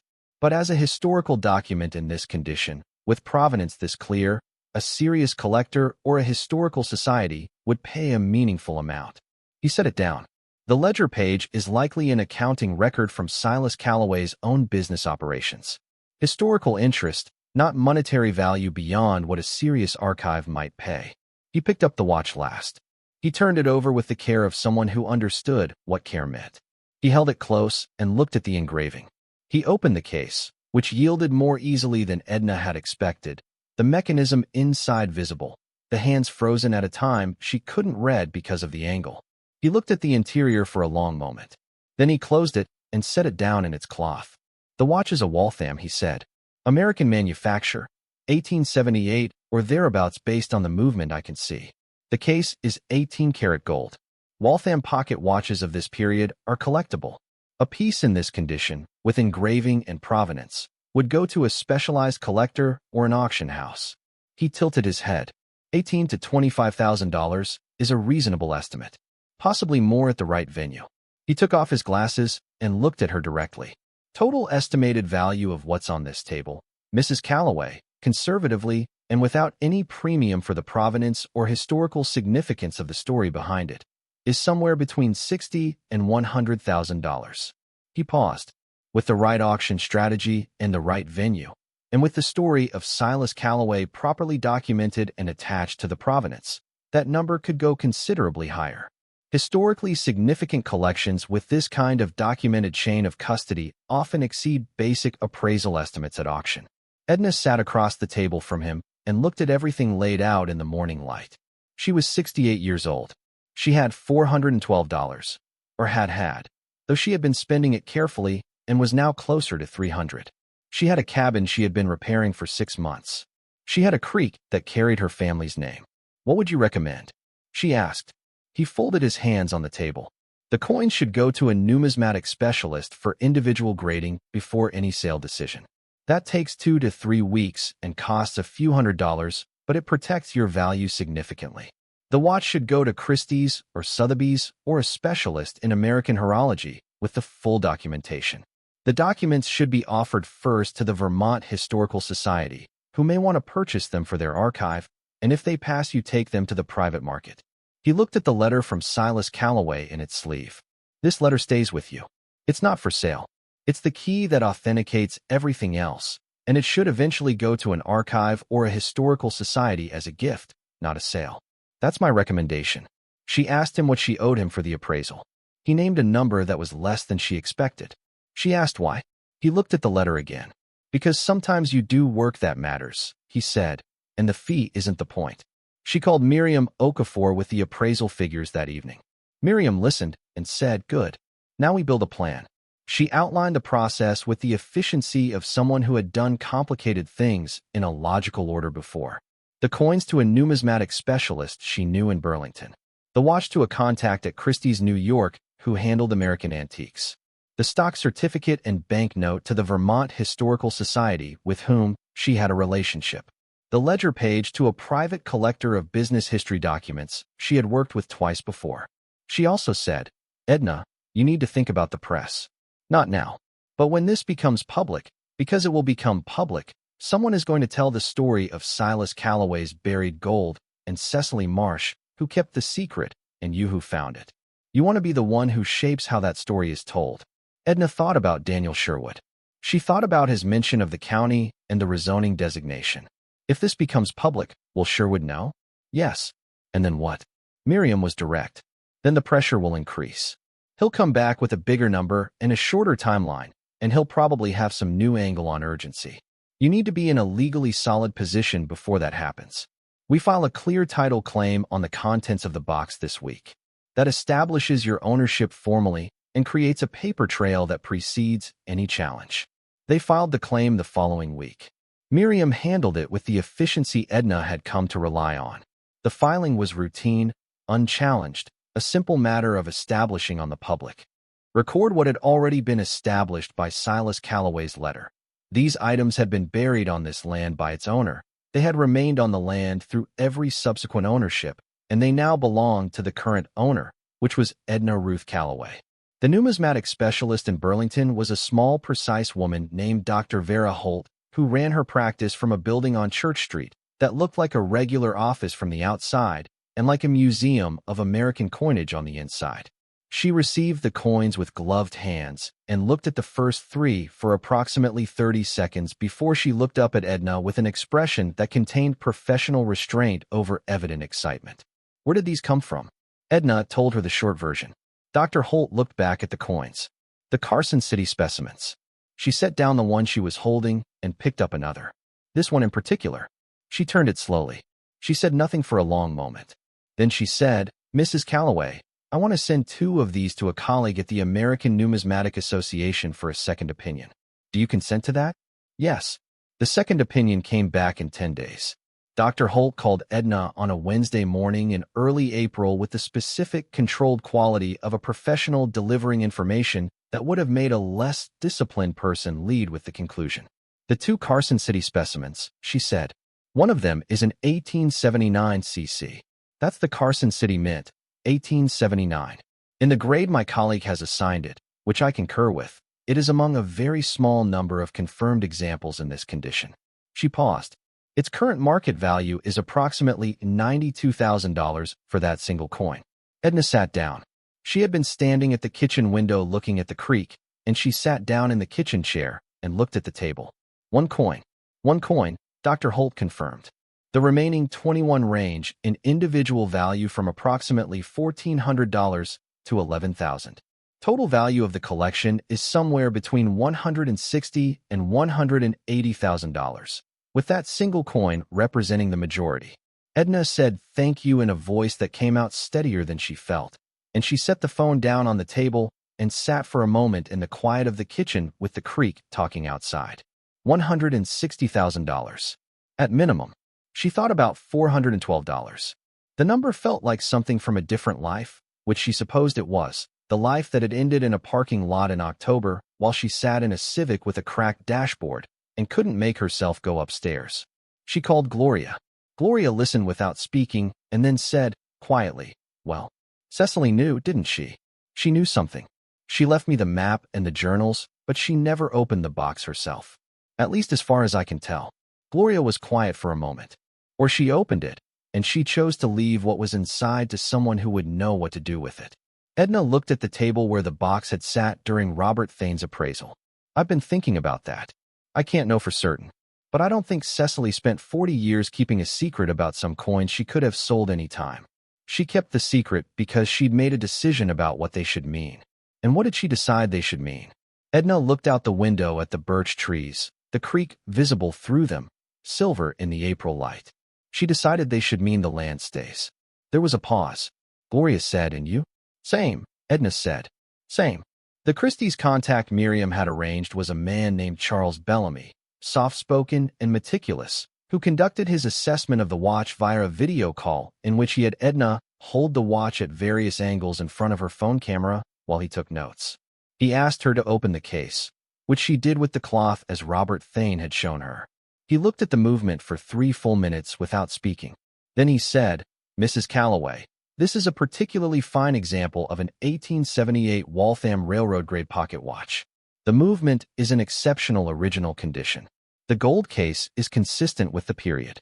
The engraving and the personalization represent significant added value to the right buyer." He paused. "With the provenance documentation, including Mr. Calloway's letter, this watch tells a complete story, which at auction is worth considerably more than the object alone." He estimated its auction value at between $35,000 and $50,000. He said Christie's would be pleased to include it in their fall American Antiques sale, which was 5 months away, if she wished to proceed. She said she would think about it. She did not, as it happened, think about the auction for very long. What she thought about, in the days following Charles Bellamy's call, was a different question entirely. What was she going to do with money she hadn't known she had 2 weeks ago? She thought about it the way she thought about the repair projects, methodically, one thing at a time. The cabin needed no more urgent work. The porch was sound. The roof was sound. The plumbing worked. The wood stove was functioning as designed. The east slope was cleared of its old stone wall now, the field stones stacked neatly to the side, the soil dark and turned and ready for something. The kitchen garden Cecily had wanted to put in. She had been thinking about that since finding the map. Since reading about Cecily's intention when she was clearing that slope 40 years ago, before she found the box, and everything changed. She ordered seeds from a catalog Howard recommended, a Vermont seed company that specialized in varieties suited to short growing seasons and cold nights. She ordered from the kitchen garden section and the perennial herbs section and the cut flower section, because Cecily had kept dried flowers in a vase on the bedroom windowsill, and the stems were still there, brown and stripped, and Edna had left them because she didn't know what else to do with them. The morning she received the seed order, she was sitting at the kitchen table with the packets laid out in rows when Renee called. Not her scheduled Sunday call. A weekday call, which meant something had shifted. "Mom, I heard from Marcus. He said you found something on the property." Marcus shouldn't have said anything, Edna thought, but she said, "He's right. I found some things buried on the east slope. Gold coins, a watch, some documents. They appear to be from the family that originally owned this land in the 1800s. Renee was quiet for a moment that contained several things: surprise, recalculation, and something that was trying to become excitement but hadn't quite settled. "How much are they worth?" Edna told her the appraisal figures. The silence that followed was longer than the first. Then Renee said, in a different voice, a more careful voice, "Mom, that's significant. You need to think about this carefully. You should talk to a financial advisor. This could be enough to get a real place. Not a cabin in Vermont that you've been breaking your back to fix, but a real apartment somewhere comfortable, somewhere, Renee. I just want you to be practical. I am being practical. I'm keeping the land. But you could sell, take the money from the coins and the watch and the property. I'm not selling the property. Mom, $160,000. More, maybe. And the land, Sherwood's been offering 60, 70, Renee. Edna kept her voice steady and even. This land belonged to my family. Our family. The creek out there is named Calloway Creek. I didn't know that when I came here. I know it now. Silas Calloway buried those coins on this slope in 1897, and they sat there for 90 years until Cecily found them, and then she kept them for 40 more years and left me the map because she believed someone with our name should have the chance to do right by them. I'm not selling the coins to pay rent. I'm not selling the land to a developer. I'm going to do what both of them would have done if they'd had the chance. Another silence. What does that mean? It means I'm staying. Renee's voice had changed again. Something in it that was not quite softness, but was adjacent to it. Mom, I don't understand what you're doing up there. I know you don't, Edna said, but I think you might someday. After she hung up, she sat for a long time with the seed packets in their rows on the table. Then she went outside and walked the east slope. The ground was dark and soft now, fully released from the cold, smelling of the specific richness of soil that has been covered and compressed and is now open to the air for the first time in decades. She stood at the place where the box had been and looked at the cleared ground and the creek below and the birch trees on either side and the sky above the ridge. She went back to the shed and got her garden fork. She had not gardened seriously in 20 years, not since the house before the apartment before this one, the house where her kids had grown up, which she had sold in the divorce settlement. She had had a garden there, herbs and tomatoes and a bed of daylilies along the south fence. She had missed it in the years since in a low-level way she had mostly managed not to think about. She worked the east slope that afternoon and into the evening, turning the soil, working out the old roots of whatever had been growing there, preparing the ground. Her back ached by 4 o'clock, and she kept going. Her hands blistered in new places on top of the places that had already hardened from the repair work, and she kept going. The creek talked below her, and the light moved across the slope in the particular way it moved when you were paying attention to it. And she kept going until the light was low enough that she couldn't see well, and then she stopped and looked at what she'd prepared. It was enough to start. Howard came by on Saturday and found her staking out the beds and watched her for a while before he said, "You're going to need compost." She said she knew. He said he had some if she wanted it. She said she very much wanted it. He went away and came back with his truck, and they spread a load of compost from his pile across the prepared beds and worked it in together, Howard with a fork, Edna with a spade, neither of them talking much, which was one of the things she liked best about Howard. He understood that work was its own conversation. After, they sat on the back porch with coffee and looked at the slope below. Howard said, "What are you planting?" She told him, "Tomatoes, beans, kale, 3 kinds of basil, thyme, sage, chamomile, calendula. Some sweet peas along the creek side, because she liked sweet peas and she had decided she was going to like what she liked without apologizing for it." He nodded. Cecily grew lavender on that slope. 20 years ago, before her knees got bad. He was quiet for a moment. She was stubborn about that garden. Put it in 3 times, and the winters kept taking it back, and she kept replanting. Did she ever get it to take? He looked at the slope. Partly. The south end.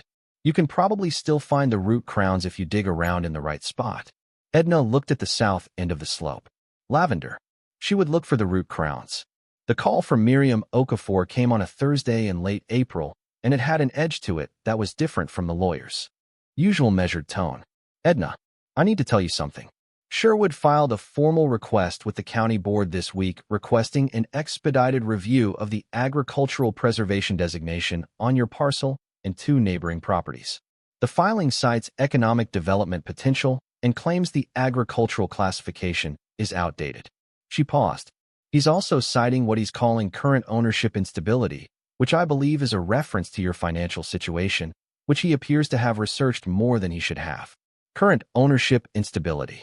The phrase settled in Edna's chest with a particular kind of cold. Can he do that?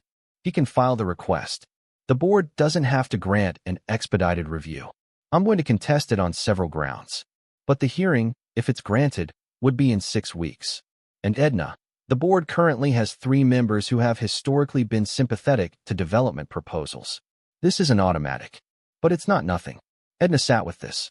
What does ownership instability mean legally? Miriam was precise.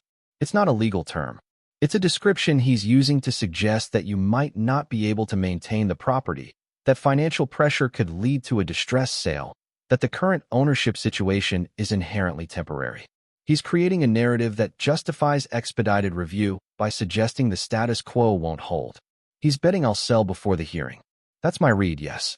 Which means your countermove is to demonstrate stability clearly and publicly before that hearing.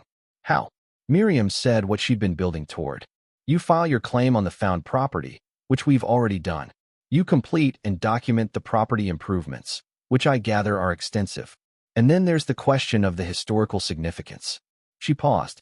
Edna, a property with documented historical heritage, with a verified connection to an original landowning family, with physical evidence of that history preserved on site, is a different kind of property than a simple agricultural parcel.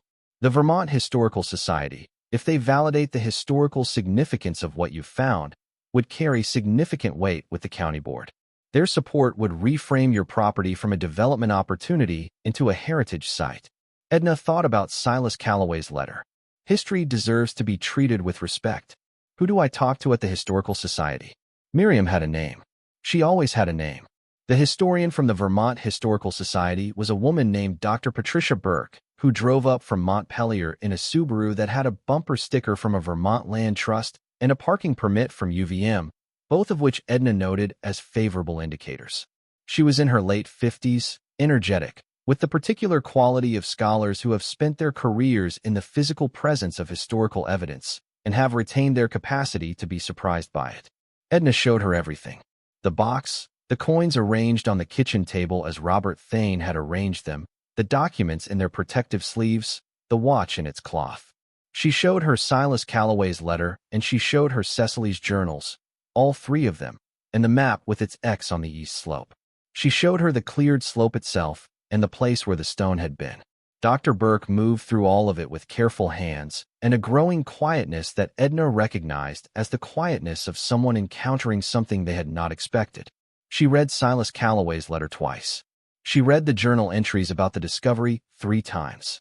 She went back to the east slope and stood where Edna showed her, and looked at the creek and looked at the hills above it, and looked at the birch trees, and said, quietly, almost to herself, the Calloway mill was on this creek. I've seen the survey maps. It was just upstream from where we're standing. She looked at Edna. Do you know about the mill? I've been reading. This wasn't just a farm. It was the economic center of this section of the valley for 30 years. The Calloway operation supplied grain processing for 6 other farms in this area. When it closed after Silas died, the whole region felt it. She looked back at the creek. The infrastructure is still down there. Remnants of the mill race, the foundation. I've been trying to get funding for a proper archaeological survey of this section of creek for 2 years. She was quiet for a moment. This is the property I've been trying to get access to. I didn't know that, Edna said. You wouldn't. The previous owners weren't interested. She turned from the creek to Edna with the direct gaze of someone ready to say something they mean. Mrs. Calloway, what I'm about to say is not a formal institutional statement. It's my professional opinion as a historian who has been studying this valley for 15 years. What you have here is not just a found collection of historical items. You have a site. The coins, the documents, the watch, the letter, Cecily Marsh's 40 years of stewardship, your family's connection to the original land grant. This is a coherent historical narrative that connects the 1790s to the present. That kind of continuity is extraordinarily rare and extraordinarily valuable. Not in money. In history. What would the society's involvement look like? Dr. Burke was careful. We would want to formally document the site, the found items, the provenance chain. We would want to conduct the archaeological survey of the mill remains with your permission. We would want to include the Calloway Creek property in our heritage registry, which carries formal recognition from the state. She paused. None of this prevents you from selling the coins or the watch if you choose to. Those are your property. But the formal heritage designation would make it significantly more difficult for a county board to rezone this land for development. It changes the category of the question. Edna thought about Miriam's advice, about demonstrating stability, about reframing the property. She thought about a man named Silas who had buried a box under a stone and trusted the land to keep it until someone worthy came back for it. She thought about a woman named Cecily who had kept the secret for 40 years because she was waiting for the specific person the land deserved. She thought about herself, 68 years old, fired and broke, standing in a parking lot in October, not knowing yet that she was already on her way here. I'd like to give you full access, she said. Whatever you need. Dr. Burke smiled. It was the smile of someone whose patience had just been rewarded. Then she said, there's one more thing you should know. She pulled a folder from her bag and set it on the porch table. A few months ago, I came across a reference in an 1898 county deed record that I couldn't follow up on at the time. A note in the margin of a property transfer, in the assessor's handwriting. It reads, see also Calloway secondary parcel, East Slope enclosure, disputed. She looked at Edna. I didn't know what it meant then. Now I think I do. Edna looked at the folder. What does disputed mean? Dr. Burke's expression was careful. I think it means someone, at the time of Silas Calloway's estate settlement, knew there was something on that slope that hadn't been accounted for. And whoever was administering the estate either couldn't find it or chose not to look too hard. Someone knew, Edna said. Someone knew enough to make a note. Whether they found anything, whether they tried and failed, whether they decided it wasn't worth pursuing, she shook her head. That's a historical question I'd love to spend the next year answering. If you're hooked on this story, make sure to subscribe and turn on notifications so you never miss an upload. Your support means everything and helps me bring you more emotional stories like this one. The county board hearing was set for the third Thursday in May. Miriam filed their formal objection to the expedited review 2 days after Sherwood's request, citing 7 grounds, which she walked Edna through over the phone with the patience of a very good teacher. The agricultural preservation designation was active and valid. The property showed no indicators of the instability Sherwood had cited. The property owner had demonstrated active stewardship through documented improvements. The property contained historical elements of public interest currently under review by the Vermont Historical Society. And 5 more. Sherwood's response came not through official channels, but through a third party, a real estate attorney who called Miriam's office and left a message saying his client was prepared to make a final offer of $85,000 for the Calloway Creek property, and would the owner please consider this carefully before the board hearing. Miriam called Edna. $85,000. No, Edna said. I expected that. I want you to be prepared for the hearing to be contentious. Sherwood has relationships with 2 of the 5 board members. That doesn't mean he wins. But it means this isn't a formality. What do we need? Miriam was quiet for a moment.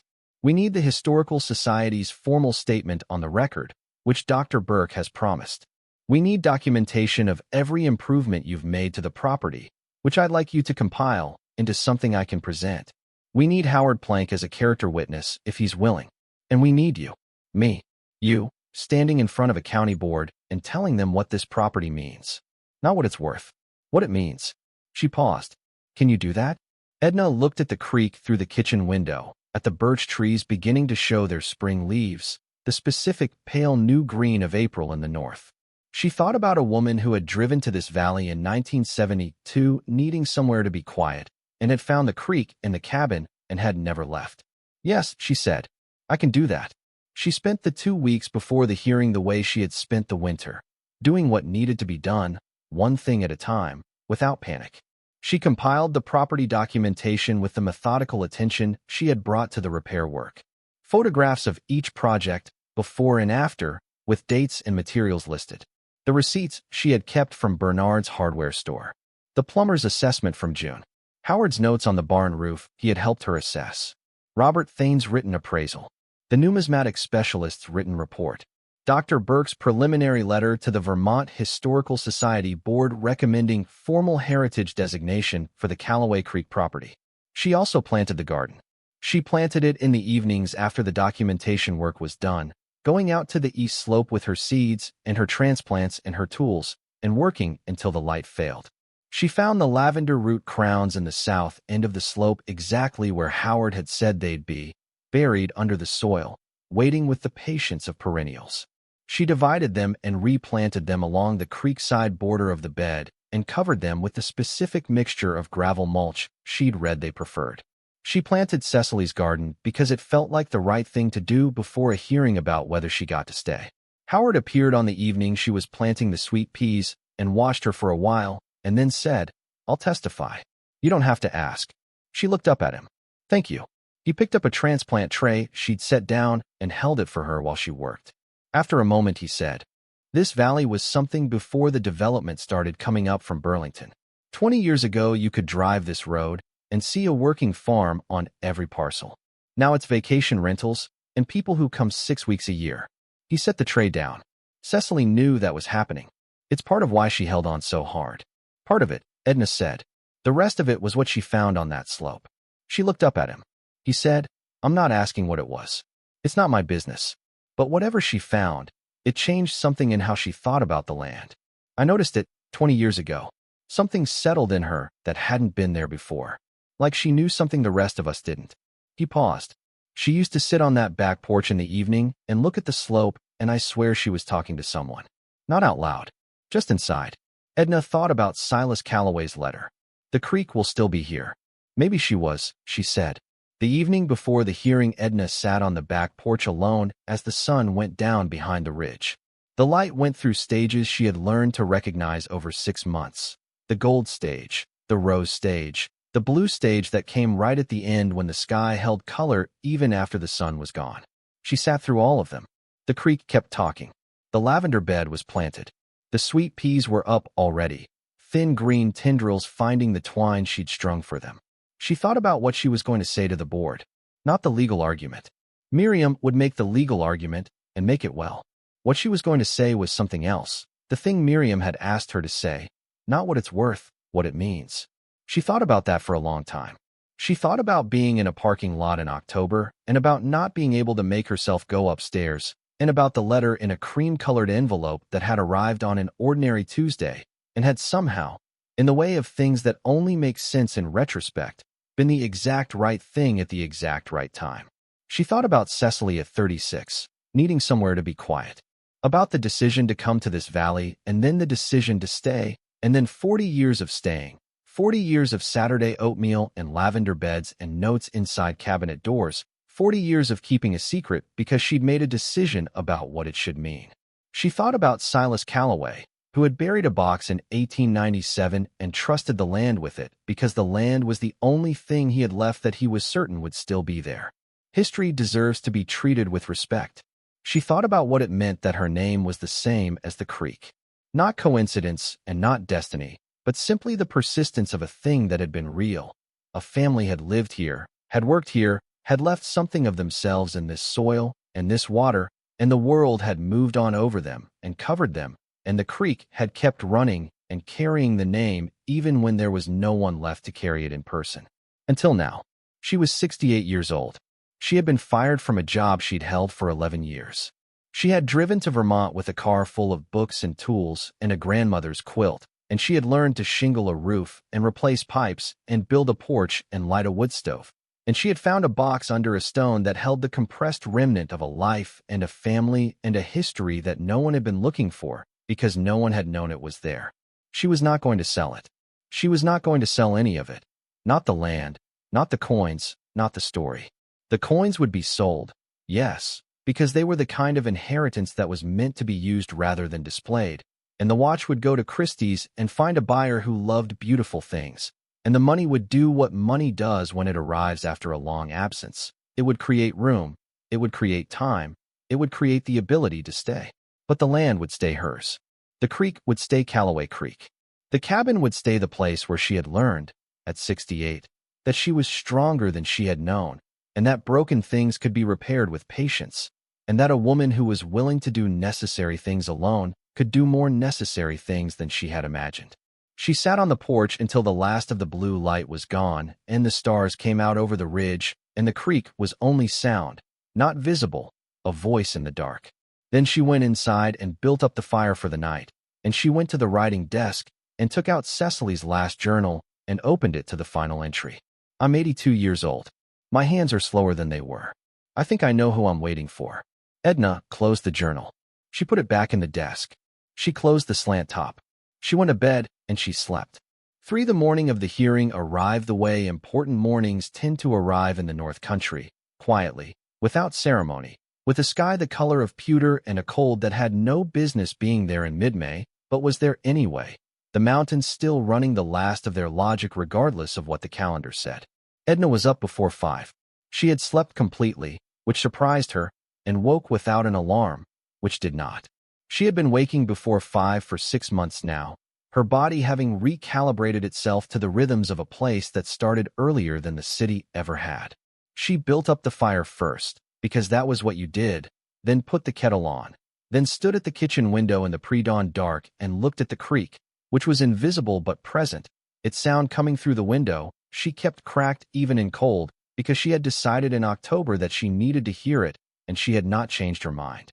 She dressed carefully, not in the work clothes she wore most days, the canvas pants and the flannel shirts and the heavy socks, but in what she thought of as her good practical clothes.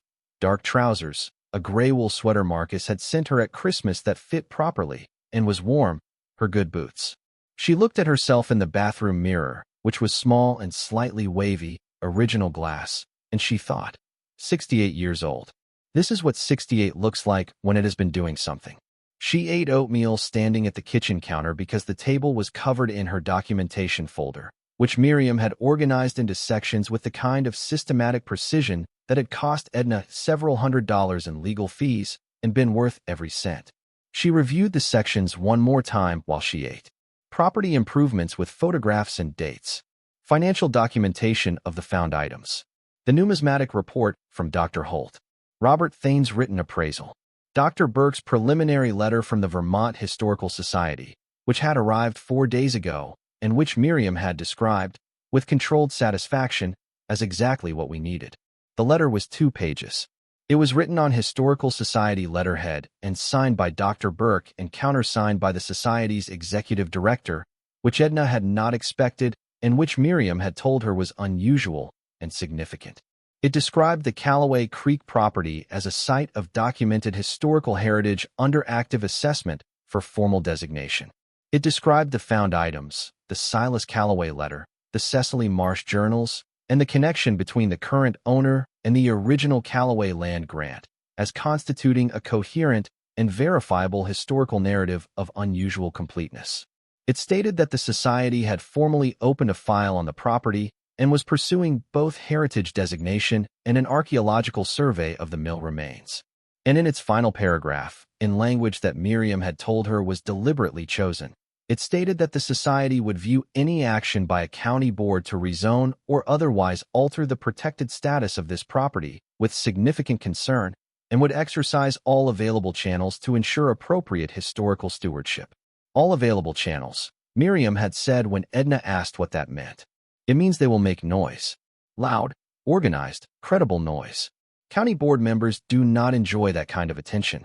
Howard picked her up at 7:30 because her car had a slow leak in one tire that she hadn't gotten around to fixing, and she hadn't wanted to think about tire pressure on top of everything else. He arrived in his truck wearing a collared shirt she had never seen before, which told her he had understood the gravity of the day without being told. He didn't comment on her clothes, and she didn't comment on his, and they drove to Millhaven in the comfortable silence of people who had worked alongside each other long enough to have earned it. Gloria was outside the diner when they pulled into town, standing on the sidewalk in her good coat with 3 other people Edna recognized from Millhaven: Bernard from the hardware store, Paulette and June from the neighboring property. They were talking with the specific animation of people who have decided to be somewhere and mean it. When Howard's truck pulled up, Gloria raised a hand, and Edna rolled down the window, and Gloria said, "We're coming." Edna looked at her. "You don't have to. We know we don't have to." June was already pulling on her gloves. "That's not the point." The county board met in a building in the county seat that had been constructed in the 1970s and showed it. All flat surfaces and drop ceilings and fluorescent light that made everyone look slightly unwell.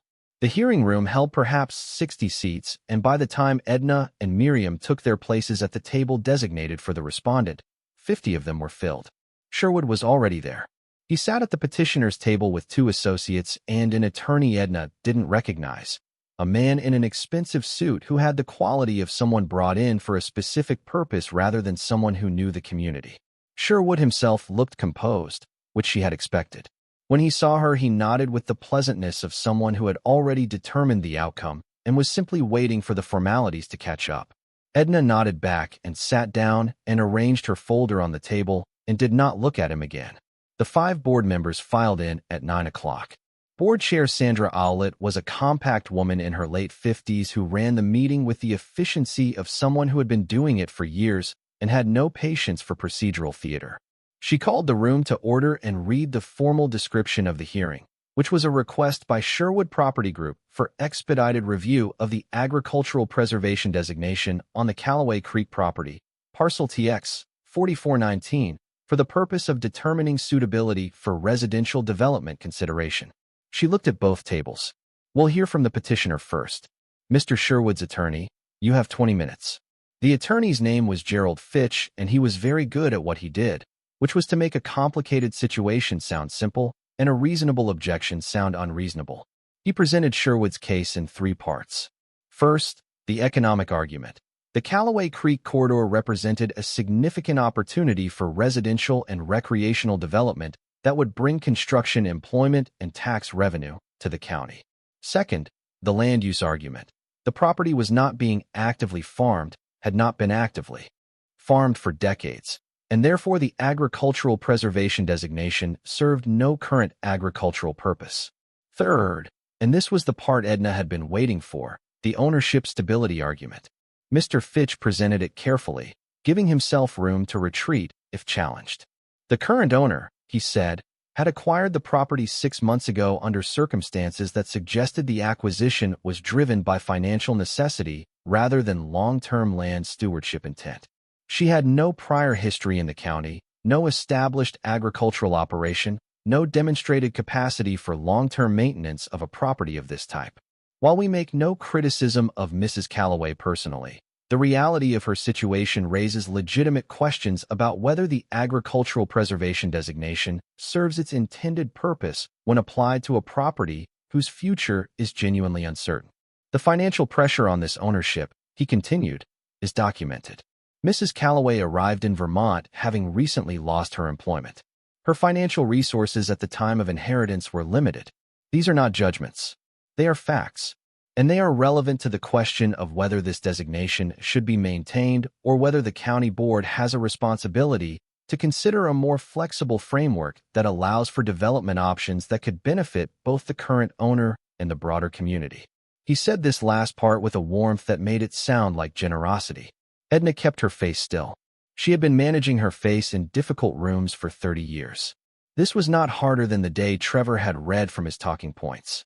When Fitch sat down, Chair Owlett looked at Miriam. Ms. Okafor, you have 20 minutes. Miriam stood. She was a small woman, and she stood in the way of small women who have long since stopped needing height to take up space. She set a single sheet of paper on the table in front of her and did not look at it again. She addressed the financial stability argument first, directly and without preamble.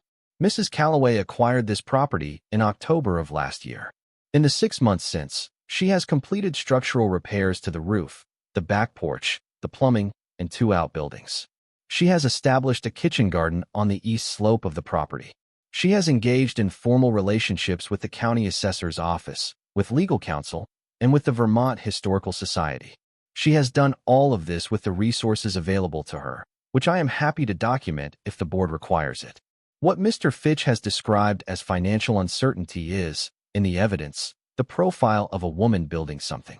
Slowly, practically, with her own hands. That is not instability. That is stewardship. She moved to the agricultural designation. The designation is active and valid. It was applied to this parcel in 1988 and has been maintained through every subsequent property assessment.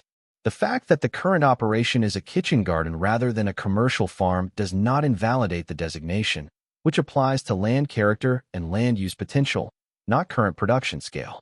The soil on this property is Class B agricultural soil. The creek provides natural irrigation. The land has produced crops within the living memory of neighboring landowners. She nodded slightly toward the gallery where Howard was sitting. The agricultural designation is not outdated. It is applicable. Then she presented Dr. Burke's letter. She read the relevant sections aloud. She read the description of the Calloway Creek property as a site of documented historical heritage. She read the description of the found items and the verified provenance chain. She read the final paragraph about the society's position on rezoning. Then she set the letter down. This property, she said, is not simply an agricultural parcel under consideration for residential development. It is a documented heritage site with a verified historical narrative connecting it to the original Calloway land grant of the 1790s. The Vermont Historical Society has formally opened a designation file. An archaeological survey of the mill remains is being planned. The found items, currently undergoing formal authentication and valuation, are expected to become part of the historical record of this county. She paused. What Mr. Sherwood is asking this board to do is to expedite a rezoning process for a property that is simultaneously under historical heritage review. Those two processes are not compatible. You cannot rezone a heritage site on an expedited timeline. The historical review must run its course. That review takes, at minimum, 12 months. She sat down. Chair Owlett looked at her papers. We will hear from witnesses now. Mr. Fitch, you have 2 witnesses? Yes. Fitch called an economic development consultant who presented projected tax revenue figures for residential development along the creek corridor. The figures were real and the presentation was polished, and in a different room, they might have carried the weight they were designed to carry. In this room, with 50 people watching from the gallery and Dr. Burke's letter on the table, they landed differently. The second witness was a man Edna didn't recognize, a neighboring property owner who had sold to Sherwood 2 years ago, and who spoke about the financial relief that sale had provided. He was not hostile. He was simply honest about his own experience, which had been one of financial pressure resolved by a sale. Edna felt something for him that was not quite sympathy and not quite recognition, but was adjacent to both. Ms. Okafor, your witnesses. Miriam called Howard first. He walked to the witness chair with the deliberate pace of a man in his 70s who had earned the right to move at his own. It's what I found in a writing desk. She told them about Cecily's letter. Not the legal content, not the map, not the description of the box. She told them about the line that had stayed with her since the first time she read it. I came close to telling someone a few times, and then didn't. Partly because it wasn't mine to tell. She told them about a woman who had spent 40 years living quietly with a secret because she had made a decision about what it should mean, and the decision was that the land should stay. She told them about Silas Calloway's letter. The one written in 1897 by a man who knew he was going to die, without anyone to pass his life's work to, and who had buried it in the ground and trusted the land with it because the land was the only thing he was certain would endure. She said, he wrote one thing I've thought about every day since I read it. He wrote, the creek will still be here. She looked at Chair Owlett. That creek has been running through this property since before any of us were born. It has been running since Silas Calloway built his mill on it in the 1850s. It ran through 50 years of Cecily Marsh's stewardship. It ran through 90 years with a box buried under a stone on the east slope. It has been running through 6 months of my learning how to fix a roof and light a wood stove and be somewhere that matters. She paused. It's called Calloway Creek. That's my name. I didn't know that when I came here. I know it now. She looked at the board, and she said what she had come to say. I'm not asking you to make a sentimental decision. I'm asking you to make a practical one. This property has a documented history, a verified provenance, an active heritage review and process, and an owner who has demonstrated in 6 months that she intends to be here. What Mr. Sherwood is offering this board is an expedited process to rezone land that the state historical preservation system will spend the next 12 months protecting. That is not development. That is delay and dispute and expense. She folded her hands on the table in front of her. My great-aunt kept this land for 50 years. Before her, a man named Silas kept it for 42. Between them, they left me everything I needed to understand what this place is and what it deserves. I intend to keep it. I intend to keep it the way they kept it, by staying and working and paying attention. She sat down. The room was quiet in the specific way of a room where many people are holding something at the same time. Chair Owlett looked at her board members. I'll note for the record that we've received 47 written statements from county residents regarding this hearing. She picked up a stack of papers. 43 of those statements are in opposition to the expedited review request. 4 are in support. She set them down. The board will confer. The confer took 11 minutes. Edna sat at the table with her hands flat on the folder and listened to Gloria tell the woman beside her in a quiet voice about Cecily's Saturday oatmeal order. The same thing for 40 years, and she felt something move through her chest that she recognized as love, which was not a thing she had expected to feel in a county board hearing room, but was not, on reflection, surprising. Chair Owlett called the room back to order. She looked at Sherwood's table first, and then at Edna's, and then at her notes. The board has determined that the expedited review request does not meet the threshold for emergency consideration. The agricultural preservation designation on parcel TX 4419 will remain in active status. The petition is denied. She looked at Sherwood. Mr. Sherwood, your client is welcome to submit a standard development consideration application through the normal process, which will be reviewed in the ordinary timeline. That process will take into account the active historical heritage review currently in progress on this property. She looked at Edna. Mrs. Calloway, the board acknowledges your stewardship of this property and wishes you well with the historical designation process. She brought down her gavel. This hearing is adjourned. The gallery did not erupt.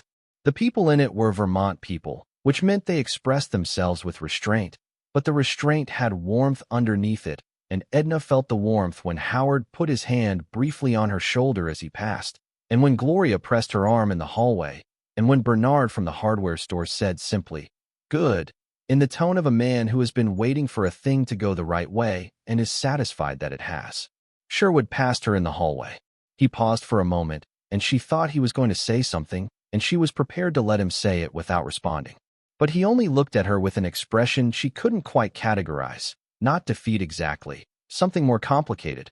And then he nodded once, the nod of a man who has lost a specific contest and is already thinking about the next one. And he walked away with his attorney and his associates and his expensive suit and his car, which was parked in a metered spot, and which he would drive back to Burlington and which would not go down her dirt track again. She knew that last part with the certainty of someone who understood that some things were simply done. Miriam found her outside in the thin May sun. She looked at Edna with the expression of a lawyer who has won something she was not entirely certain she was going to win. She said, "That was well done." Edna said, "Thank you. For all of it." Miriam shook her head slightly. "You did the work. I just organized the paperwork." She paused. "There's one more thing I want to talk to you about when you have time. Not today, but soon." "What kind of thing?" She said, "The coins. The watch. The decision about what to do with." "Speed." He sat down, and Chair Owlett asked him to state his name and his relationship to the property. "Howard Plank. I farm the parcel to the north. I've been there 47 years. I've been a neighbor to this property for 42 of those years, first when Cecily Marsh owned it, now since Edna Calloway took it over. Can you describe what you've observed in the 6 months since Mrs. Calloway acquired the property?" Howard looked at the board with the direct gaze of someone who doesn't tailor what he says to what he thinks people want to hear. She came in October with a car full of tools and books. She didn't know how to do half of what needed doing. She learned. She asked questions when she didn't know something, and she remembered the answers. She fixed that roof in the first month, did most of it herself. Fixed the porch, the plumbing, the windows. She planted a kitchen garden on the east slope. She stacked 4 cords of wood for winter. She got through a Vermont winter alone in a cabin with a wood stove she'd never operated before. He paused. "I've been a farmer all my life. I know what it looks like when somebody is serious about land." "She's serious about it." Chair Owlett made a note. "Did you know the previous owner, Cecily Marsh?" 40 years. "Would you characterize her ownership as stable?" Fitch was on his feet. "Objection. Relevance." Chair Owlett looked at him. "This is an administrative hearing, Mr. Fitch, not a courtroom. Sit down." She looked at Howard. "You may answer."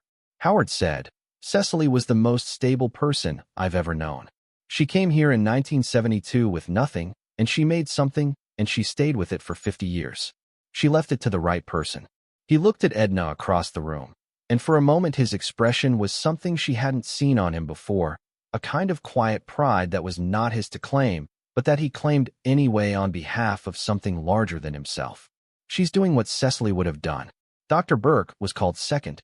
She took the witness chair with the composure of someone who had testified before committees and boards and review panels for 20 years and found none of them intimidating.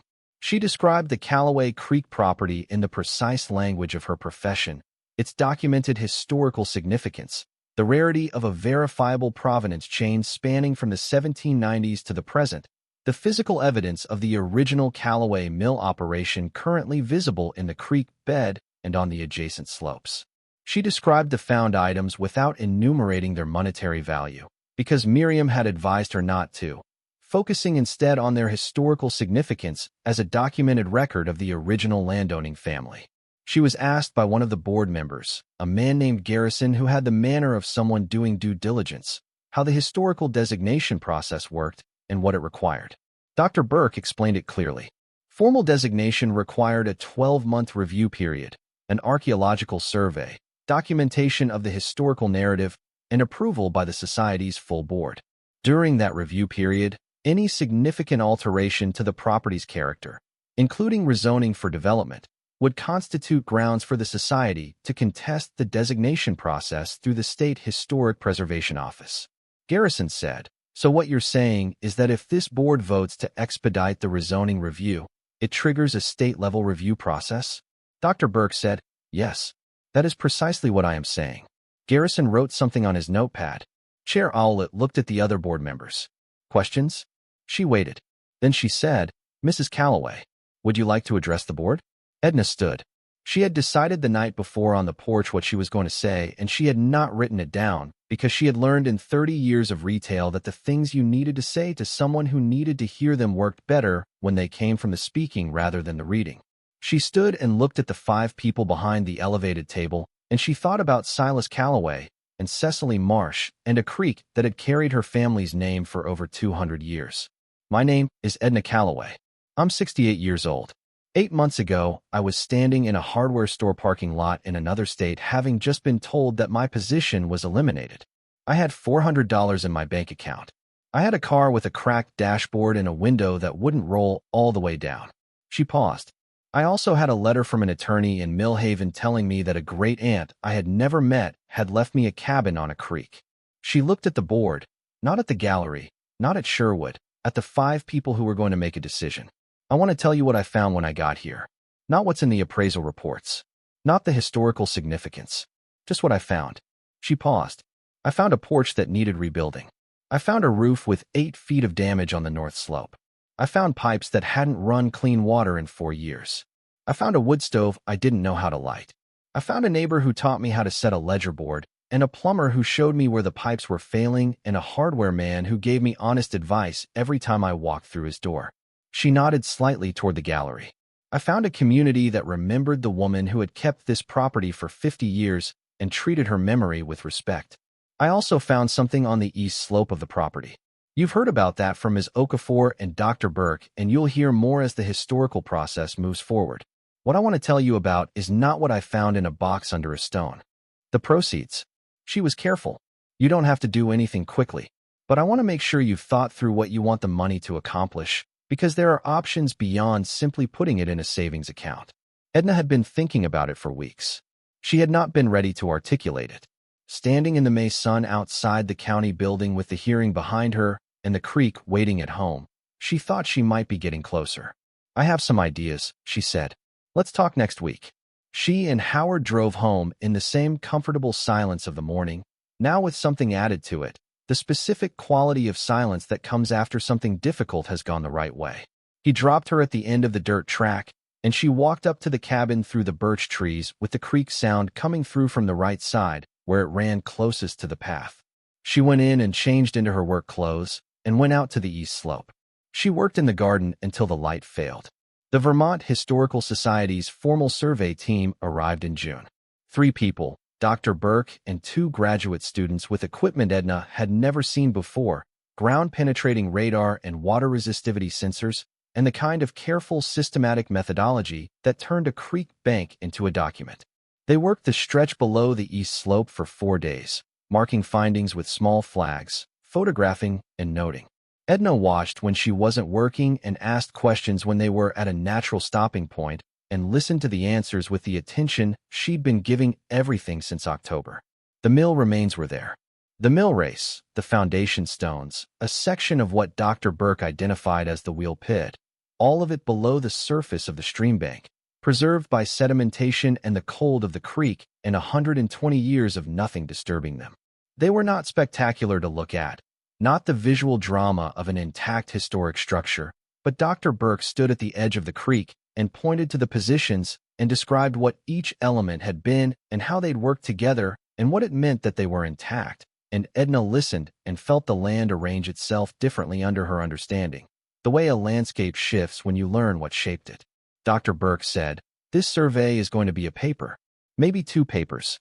I've been studying 18th and 19th century Vermont mill culture for 15 years, and this is the most complete subsurface evidence of a small operation gristmill I've encountered.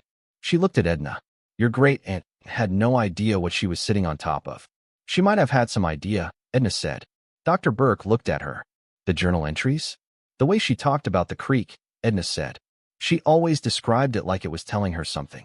Maybe she couldn't name what it was telling her, but she could hear that it was something. Dr. Burke considered this. That's not a thing I can put in an academic paper. But I believe it, she said. The heritage designation came through in September, 11 months after Edna had arrived in Vermont. The letter from the Vermont Historical Society was formal and specific. The Calloway Creek property was now listed on the State Heritage Register as a site of documented historical significance, encompassing the original Calloway land grant history, the physical remains of the Calloway mill operation, and the verifiable provenance chain of the found Calloway collection. The designation required notification to the current owner before any proposed alterations to the property's character and gave the Historical Society standing to contest any county action inconsistent with the designation. Miriam called when she received her copy. This is as solid as a heritage designation gets in Vermont. She sounded satisfied. Sherwood can still file a standard development application whenever he chooses. But with this designation in place and the Historical Society watching, any board would have to be very aggressive indeed to move forward. She paused. I think he knows that. I haven't heard from his attorney in 3 months. Edna thanked her and went out to the garden. The tomatoes had produced more than she could eat alone, and she had been bringing them to Gloria at the diner, who had been putting them in the salads and giving Edna credit on the menu in the small handwritten section she reserved for local producers. Tomatoes from Calloway Creek Farm. Calloway Creek Farm. Gloria had written it without asking, which was, Edna had decided, exactly right. The coins sold at auction in August. Dr. Holt had prepared the collection with meticulous documentation, and the auction house Miriam had arranged, a specialist firm in Boston that dealt in American numismatic history, had promoted the lot with the full story attached. The Silas Calloway provenance, the 90-year burial, the discovered letter, the connection to the original Calloway land grant. The story did what Miriam had predicted stories did in the right venue. The final sale total for the 22 coins was $214,000, significantly above the conservative estimate, the 1879 C.C. Carson City specimen having attracted competitive bidding from 3 serious collectors before settling at $111,000. Edna received the call from the auction house on a Tuesday morning while she was staking beans, and she sat down in the garden on a flat stone. She had moved into position for exactly that kind of sitting, and she held the phone and looked at the creek through the birch trees and stayed there for a long time. $214,000. The watch went to Christie's Fall American Antique Sale in October and sold for $41,000, slightly below the high estimate, but within the range Charles Bellamy had given her. The buyer was a museum in New England that collected American horological history, which meant the watch was going somewhere it would be seen and explained and placed in the context of the life it had come from, which felt right to Edna in a way she couldn't fully articulate, but didn't need to. The documents went to the Vermont Historical Society as a gift, not a sale, with formal donation acknowledgement. The society sent a letter that used the word extraordinary 3 times and the word grateful twice, which was unusual in institutional correspondence and which Edna received as genuine. Silas Calloway's letter she kept in the writing desk, where it belonged. Total financial return from the found items, $255,000 from the coins and watch combined, arriving in transactions across the summer and fall. She sat with Miriam in October and talked about what to do with it. The conversation took 3 hours because neither of them believed in rushing things that deserved time. Edna had been thinking about it since spring, and the thinking had settled into something that surprised her with its clarity when she finally said it aloud. The roof and the porch and the pipes had cost $11,000 in materials over 6 months, which she had paid from her savings and from the careful management of her expenses. She wanted to restore that to zero first, the baseline financial stability, the ability to stay. Done.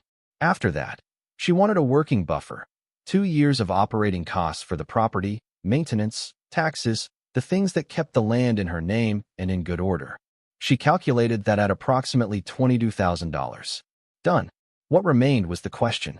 She had been thinking about Howard, who was 73 and whose north parcel was the best agricultural land on this section of the creek, but who had been running it alone since his son had left for Portland 10 years ago, and who would not be able to run it alone indefinitely. She had been thinking about Dr. Burke's description of the mill remains and the potential for an interpretive site, a place where the history of the valley's agricultural and industrial past could be explained and visited and taught. She had been thinking about Paulette and June and the handful of other families she had come to know on the Creek Road who were managing small-scale operations on aging infrastructure with the specific financial precarity of people who love a place more than the place can currently afford to sustain them. She said to Miriam, "I want to put the majority of it into a land conservation fund, not a personal account, a fund with a legal structure that protects agricultural land on this corridor from development in perpetuity." She had done the research. There was a model she'd found through the Vermont Land Trust, a community agricultural conservation trust that could be established with a founding gift and then expanded through donations and grants. It required a founding gift of at least $100,000 and a board of directors, and it operated by holding conservation easements on willing property owners' land, which removed the development value while keeping the land in productive agricultural use. Miriam listened. Then she said, "Who would sit on the board?" "Howard, if he's willing." "Dr. Burke." "Gloria." "Someone from the County Agricultural Extension Office." "And me," Edna said, "as long as I'm here." "How much are you putting in?" She had thought about this the longest. 175,000. She had done the math. What remained after the property buffer and the founding gift was enough for her to live on for several years without financial anxiety, which was more than she'd had in October and more than she needed. She was 68 years old. She did not need wealth. She needed to stay. Miriam looked at her for a moment with the expression she sometimes got when Edna said something she had not anticipated. Then she said, "I'll draw up the documents." The Calloway Creek Agricultural Conservation Trust was formally established in November, 1 year and 1 month after Edna had stood in her hallway reading a letter from an attorney in Millhaven.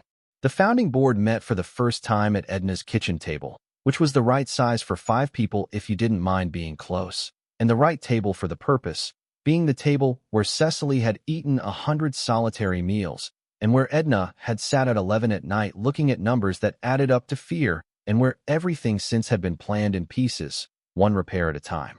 Howard said yes to the board without hesitation, which she had known he would. Dr. Burke said yes with visible pleasure and immediately began talking about grant opportunities for the mill interpretation project. Gloria said yes, and then said Cecily would have approved of this, which was the thing Edna had most wanted someone to say and hadn't known how to ask for. The extension office sent a young woman named Rebecca who was 29 and had grown up on a dairy farm in this county, and who brought a level of practical knowledge about agricultural finance that complemented everything else the board had, and which Edna recognized as essential. The first conservation easement the trust placed was on Howard's north parcel, which removed approximately $800,000 of development value from the land in exchange for a payment to Howard of $40,000, funded by a combination of the trust's founding gift and a Vermont Land Trust grant that Dr. Burke had moved on immediately and efficiently. Howard signed the easement on a Wednesday afternoon at Miriam's office, and then they all went to Gloria's for pie, which was how things got marked in this community, with food and presents rather than ceremony. The second easement was on Edna's own parcel, which she placed voluntarily and without payment to herself, because the purpose of the easement was to protect the land, and she did not need to be paid to protect what was already hers. The local paper ran a story in December with the headline, "Historic Calloway Creek Land Trust Formed, Found Treasure Funds Agricultural Conservation." The reporter had clearly done her research, writing about Silas Calloway and Cecily Marsh, and the 90-year burial, and the heritage designation, and the trust in a narrative that connected them correctly, as parts of a single continuous story about a piece of land, and the people who had chosen to stay with it through various kinds of difficulty and external pressure.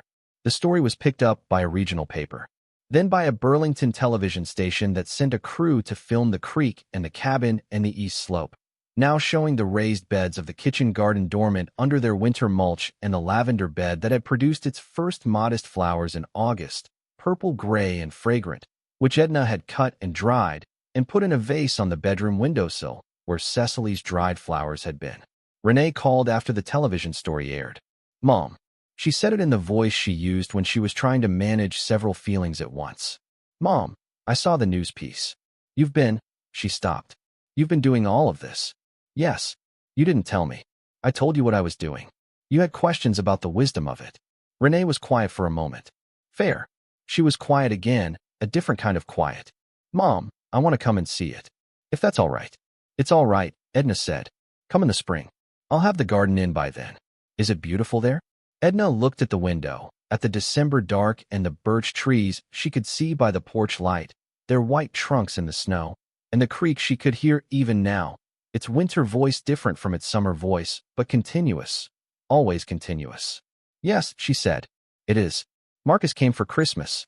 He drove up from the city with his partner David, and they brought food and wine and the specific warmth of people who have decided to show up properly. And they spent 3 days at the cabin, and Marcus spent most of the first day just walking the property with his hands in his pockets, not talking, looking. The mill site, the garden, the cleared east slope, the cabin itself with its repaired porch and its new windows and its kitchen that worked. On the second evening, he sat at the kitchen table with a glass of wine and looked at his mother and said, "I want to understand something. You came here with $400. About that, yes. And you rebuilt the cabin. With help. And you found a box with $250,000 in it. Essentially. And you gave most of it away. I put most of it into a conservation trust, yes." He looked at her. "Mom, who does that?" She thought about it. "Someone who has something worth protecting and enough sense to know that protecting it is the point." David, who had been listening from across the table, said quietly, "That's the sanest thing I've heard anyone say this year." Marcus looked at the kitchen, at the wood stove ticking in the corner, at the window over the sink with its view of the creek and the birch trees dark against the winter sky. He said, "She was right, wasn't she? Your great aunt." "About what?" "About you being the right person." Edna looked at her son, who she had raised largely alone and who had turned into someone she was proud of in ways that had nothing to do with his profession or his income or any of the metrics the world applied to the question of whether a person had succeeded. She looked at him and she thought about Cecily writing. "I think we would have gotten along." "I'm not sure I was the right person," she said. "I think I was the available person who was willing to stay." Marcus shook his head slightly. "That's the same thing." The creek was frozen solid by January, its voice silenced under 2 feet of ice, and Edna found she missed the sound in a way that was physical, the absence of it as noticeable as the absence of warmth. She went out to it in the mornings and stood on the bank and looked at the ice and thought about what was moving underneath it, always moving, continuous under whatever the surface presented. In February, she received a letter from a woman in Oregon, forwarded through the Vermont Historical Society. The woman wrote that her grandmother had been a Calloway, had left Vermont in 1924, had spent her whole life talking about a creek and a farm and a mill that had been in the family before everything changed. She had not known what had happened to the property. She was writing to say thank you. Edna sat with the letter for a long time. Then she wrote back. She described the creek and the cabin and the mill remains and the lavender bed and the conservation trust and the east slope in spring. She described finding Silas Calloway's letter and what he had written. She said she would be glad to have visitors when the weather permitted. The grandmother was 91 and lived in a care facility in Portland and could not travel. But her granddaughter came in June, a woman named Patricia in her 60s who arrived in a rental car and stood at the creek bank and cried without apparent embarrassment and then composed herself and said, "She used to say the creek talked to you if you listen long enough." "Is that true?" Edna stood beside her and listened and said, "Yes, it is." They stood there for a while in the June morning with the creek talking and the birch trees in their summer green and the east slope showing the kitchen garden in full production, the tomatoes climbing their stakes, the beans coming on, the lavender in its second year fuller than the first, and beginning to spread the way lavender spreads when it has found the right soil and decided to stay. Renee came in July as she had promised. She came alone, having arranged time from the life in Phoenix that Edna had always understood as deliberately constructed against the kind of uncertainty this cabin represented. She was quiet for the first day in a way that was not hostile but was processing, looking at the cabin and the garden and the creek and the neighbor who came by with tools and the woman at the diner who knew Edna's name and her coffee order. She was looking at a life she hadn't imagined her mother building. On the second morning, she found Edna on the east slope before breakfast, working the garden, and she sat on the flat stone and watched without speaking for a while. Then she said, "Mom, you're happy." Edna looked up from the beans. "Yes. I didn't know this was what that looked like for you." "I didn't either," Edna said, "until I got here." Renee was quiet again. Then she said, "I thought what you needed was stability. A proper place. Security." She paused. "I didn't understand that this was the proper place." Edna set down her trowel. She looked at her daughter, who had always worried too much and loved too carefully, and arrived, eventually, at the right thing. She said, "You were trying to take care of me." "Yes, I know." She let that settle. Then she said, "Come, and I'll show you how the pump works." Renee said, "You have a hand pump?" "For emergencies." Cecily's instruction. She stood up and wiped her hands and led her daughter toward the cabin. "You'll like this," she added. She was very practical. 1 year and 8 months after she had stood in a hardware store parking lot unable to make herself go upstairs, Edna Calloway sat on the back porch of the cabin on Calloway Creek in the first evening of August and looked at what was in front of her. The kitchen garden on the east slope, producing more than she had planned and as much as she'd hoped. The birch trees at the creek's edge, their leaves moving in the evening air. The creek itself, audible and continuous, talking about whatever creeks talk about when people stop long enough to listen. The lavender bed along the south end of the slope, purple now and fragrant in the warm evening. Bees still working it at this hour, the sound of them a low constant that wove into the creek's sound and the birch sound until the whole property was speaking in a way that required no translation. She had a cup of coffee that had gone cold while she was looking at things. She drank it anyway. She thought about what the year had been. Not the sequence of events she could enumerate, the hearing, the coins, the heritage designation, the trust, the television story, Patricia from Oregon standing at the creek bank. Not those. She thought about the texture of it, the specific feeling of a hammer hitting a nail correctly, the whole body's understanding of the difference between that sound and a nail going in wrong. The way the wood stove sounded at 3 in the morning when the fire had banked properly. The smell of turned soil in April. The weight of the box in her hands coming up from the east slope, and the weight of what it had meant. She thought about what she had believed in October, standing in a parking lot, about what her life was and what it was capable of becoming. She thought she had believed very little. The numbers had said $412. They had not said Calloway Creek. They had not said Cecily Marsh or Silas Calloway or Howard or Gloria or Dr. Burke or Patricia crying at the creek bank or Marcus saying that's the same thing. The numbers did not say any of that, and that was why the numbers had been insufficient as a description of what was possible. She was 68 years old. She was not going to pretend the difficulty of the past 2 years had been anything other than difficult, that being fired and broke and 68 was anything other than frightening. It had all been real. What had also been real was the rest of it. The rest of it was always real whether or not you could see it from where you were standing. The porch she was sitting on she had built. The roof above her she had shingled. The pipe that ran the clean water in the kitchen she had replaced with June's help and her own hands. The wood stove she had lit 1,000 times now, correctly almost every time, the technique so settled in her body that she could do it in the dark by feel. The garden she had planned and planted and staked and watered and harvested.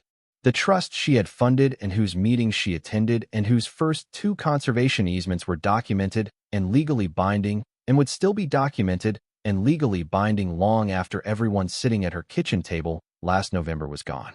She had done these things. She was still doing them. She would keep doing them.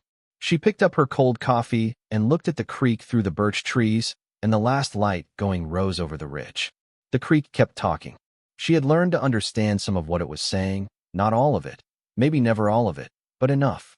It was saying what Silas had known it would keep saying, what Cecily had listened to for 50 years, what Howard heard across the fence every morning of his life, what Patricia from Oregon heard her grandmother describe for 90 years without being able to visit. It was saying, this is still here. After everything, this is still here. The land is still here, and the water is still moving, and if you can manage to stay and pay attention and do the work, you will be part of what is still here. She stood up from her chair and stretched her back, which reminded her, as it did every evening, of the specific demands of the day. She took her cup inside. She stood at the kitchen window for a moment looking at the creek, invisible now in the dusk, known by its sound. Then she went to the writing desk and opened it and took out a small journal she had started in the spring. She had been writing in it in the evenings, not every evening, but most. Not events, mostly. Observations. The way the lavender smelled in July, which was different from the way it smelled in August. The sound the wood stove made in different temperatures. What Howard had said about the soil on the east slope and why the tomatoes had done better there than she expected. Things she was learning. Things she wanted to remember. Things she wanted whoever came after her to know. She sat at the desk with the journal open and wrote the date at the top of a new page. Then she wrote, "The creek is still talking. The lavender came back this year fuller than last year. The roots are deep now. They have decided to stay." She thought about what else she wanted to say, and then she wrote, "If you are reading this, whoever you are, I want you to know that the cabin is solid. The roof is sound. The wood stove is straightforward once you know how to use the damper correctly. And I have left instructions inside the cabinet door in the kitchen, which is where instructions belong. The garden on the east slope will produce more than one person can eat if you keep the soil fed and the beds rotated. The creek will tell you things if you listen long enough. I do not know what it will tell you. It told me different things at different times, and I do not know yet if I have heard everything it has to say." She paused and looked at the window and the dark beyond it. She wrote, "This land has been kept by people who understood that keeping it was the point. Silas Calloway kept it, and then it kept what he left in it. Cecily Marsh kept it, and then she found what he left and kept that too. I have been keeping it now for almost 2 years, and I intend to keep keeping it for as long as I am able. After that it will belong to someone who knows what it is, because I will have made sure of that." She set the pen down. She looked at what she had written. Then she picked up the pen again and wrote one more line at the bottom of the page, under everything else, where she hoped whoever came next would read it and understand. She wrote, "The creek will still be here. Thank you so much for watching until the end. If you love this story, check out the other videos on your screen now. I think you'll really enjoy them. And don't forget to subscribe if you haven't already. See you in the next story.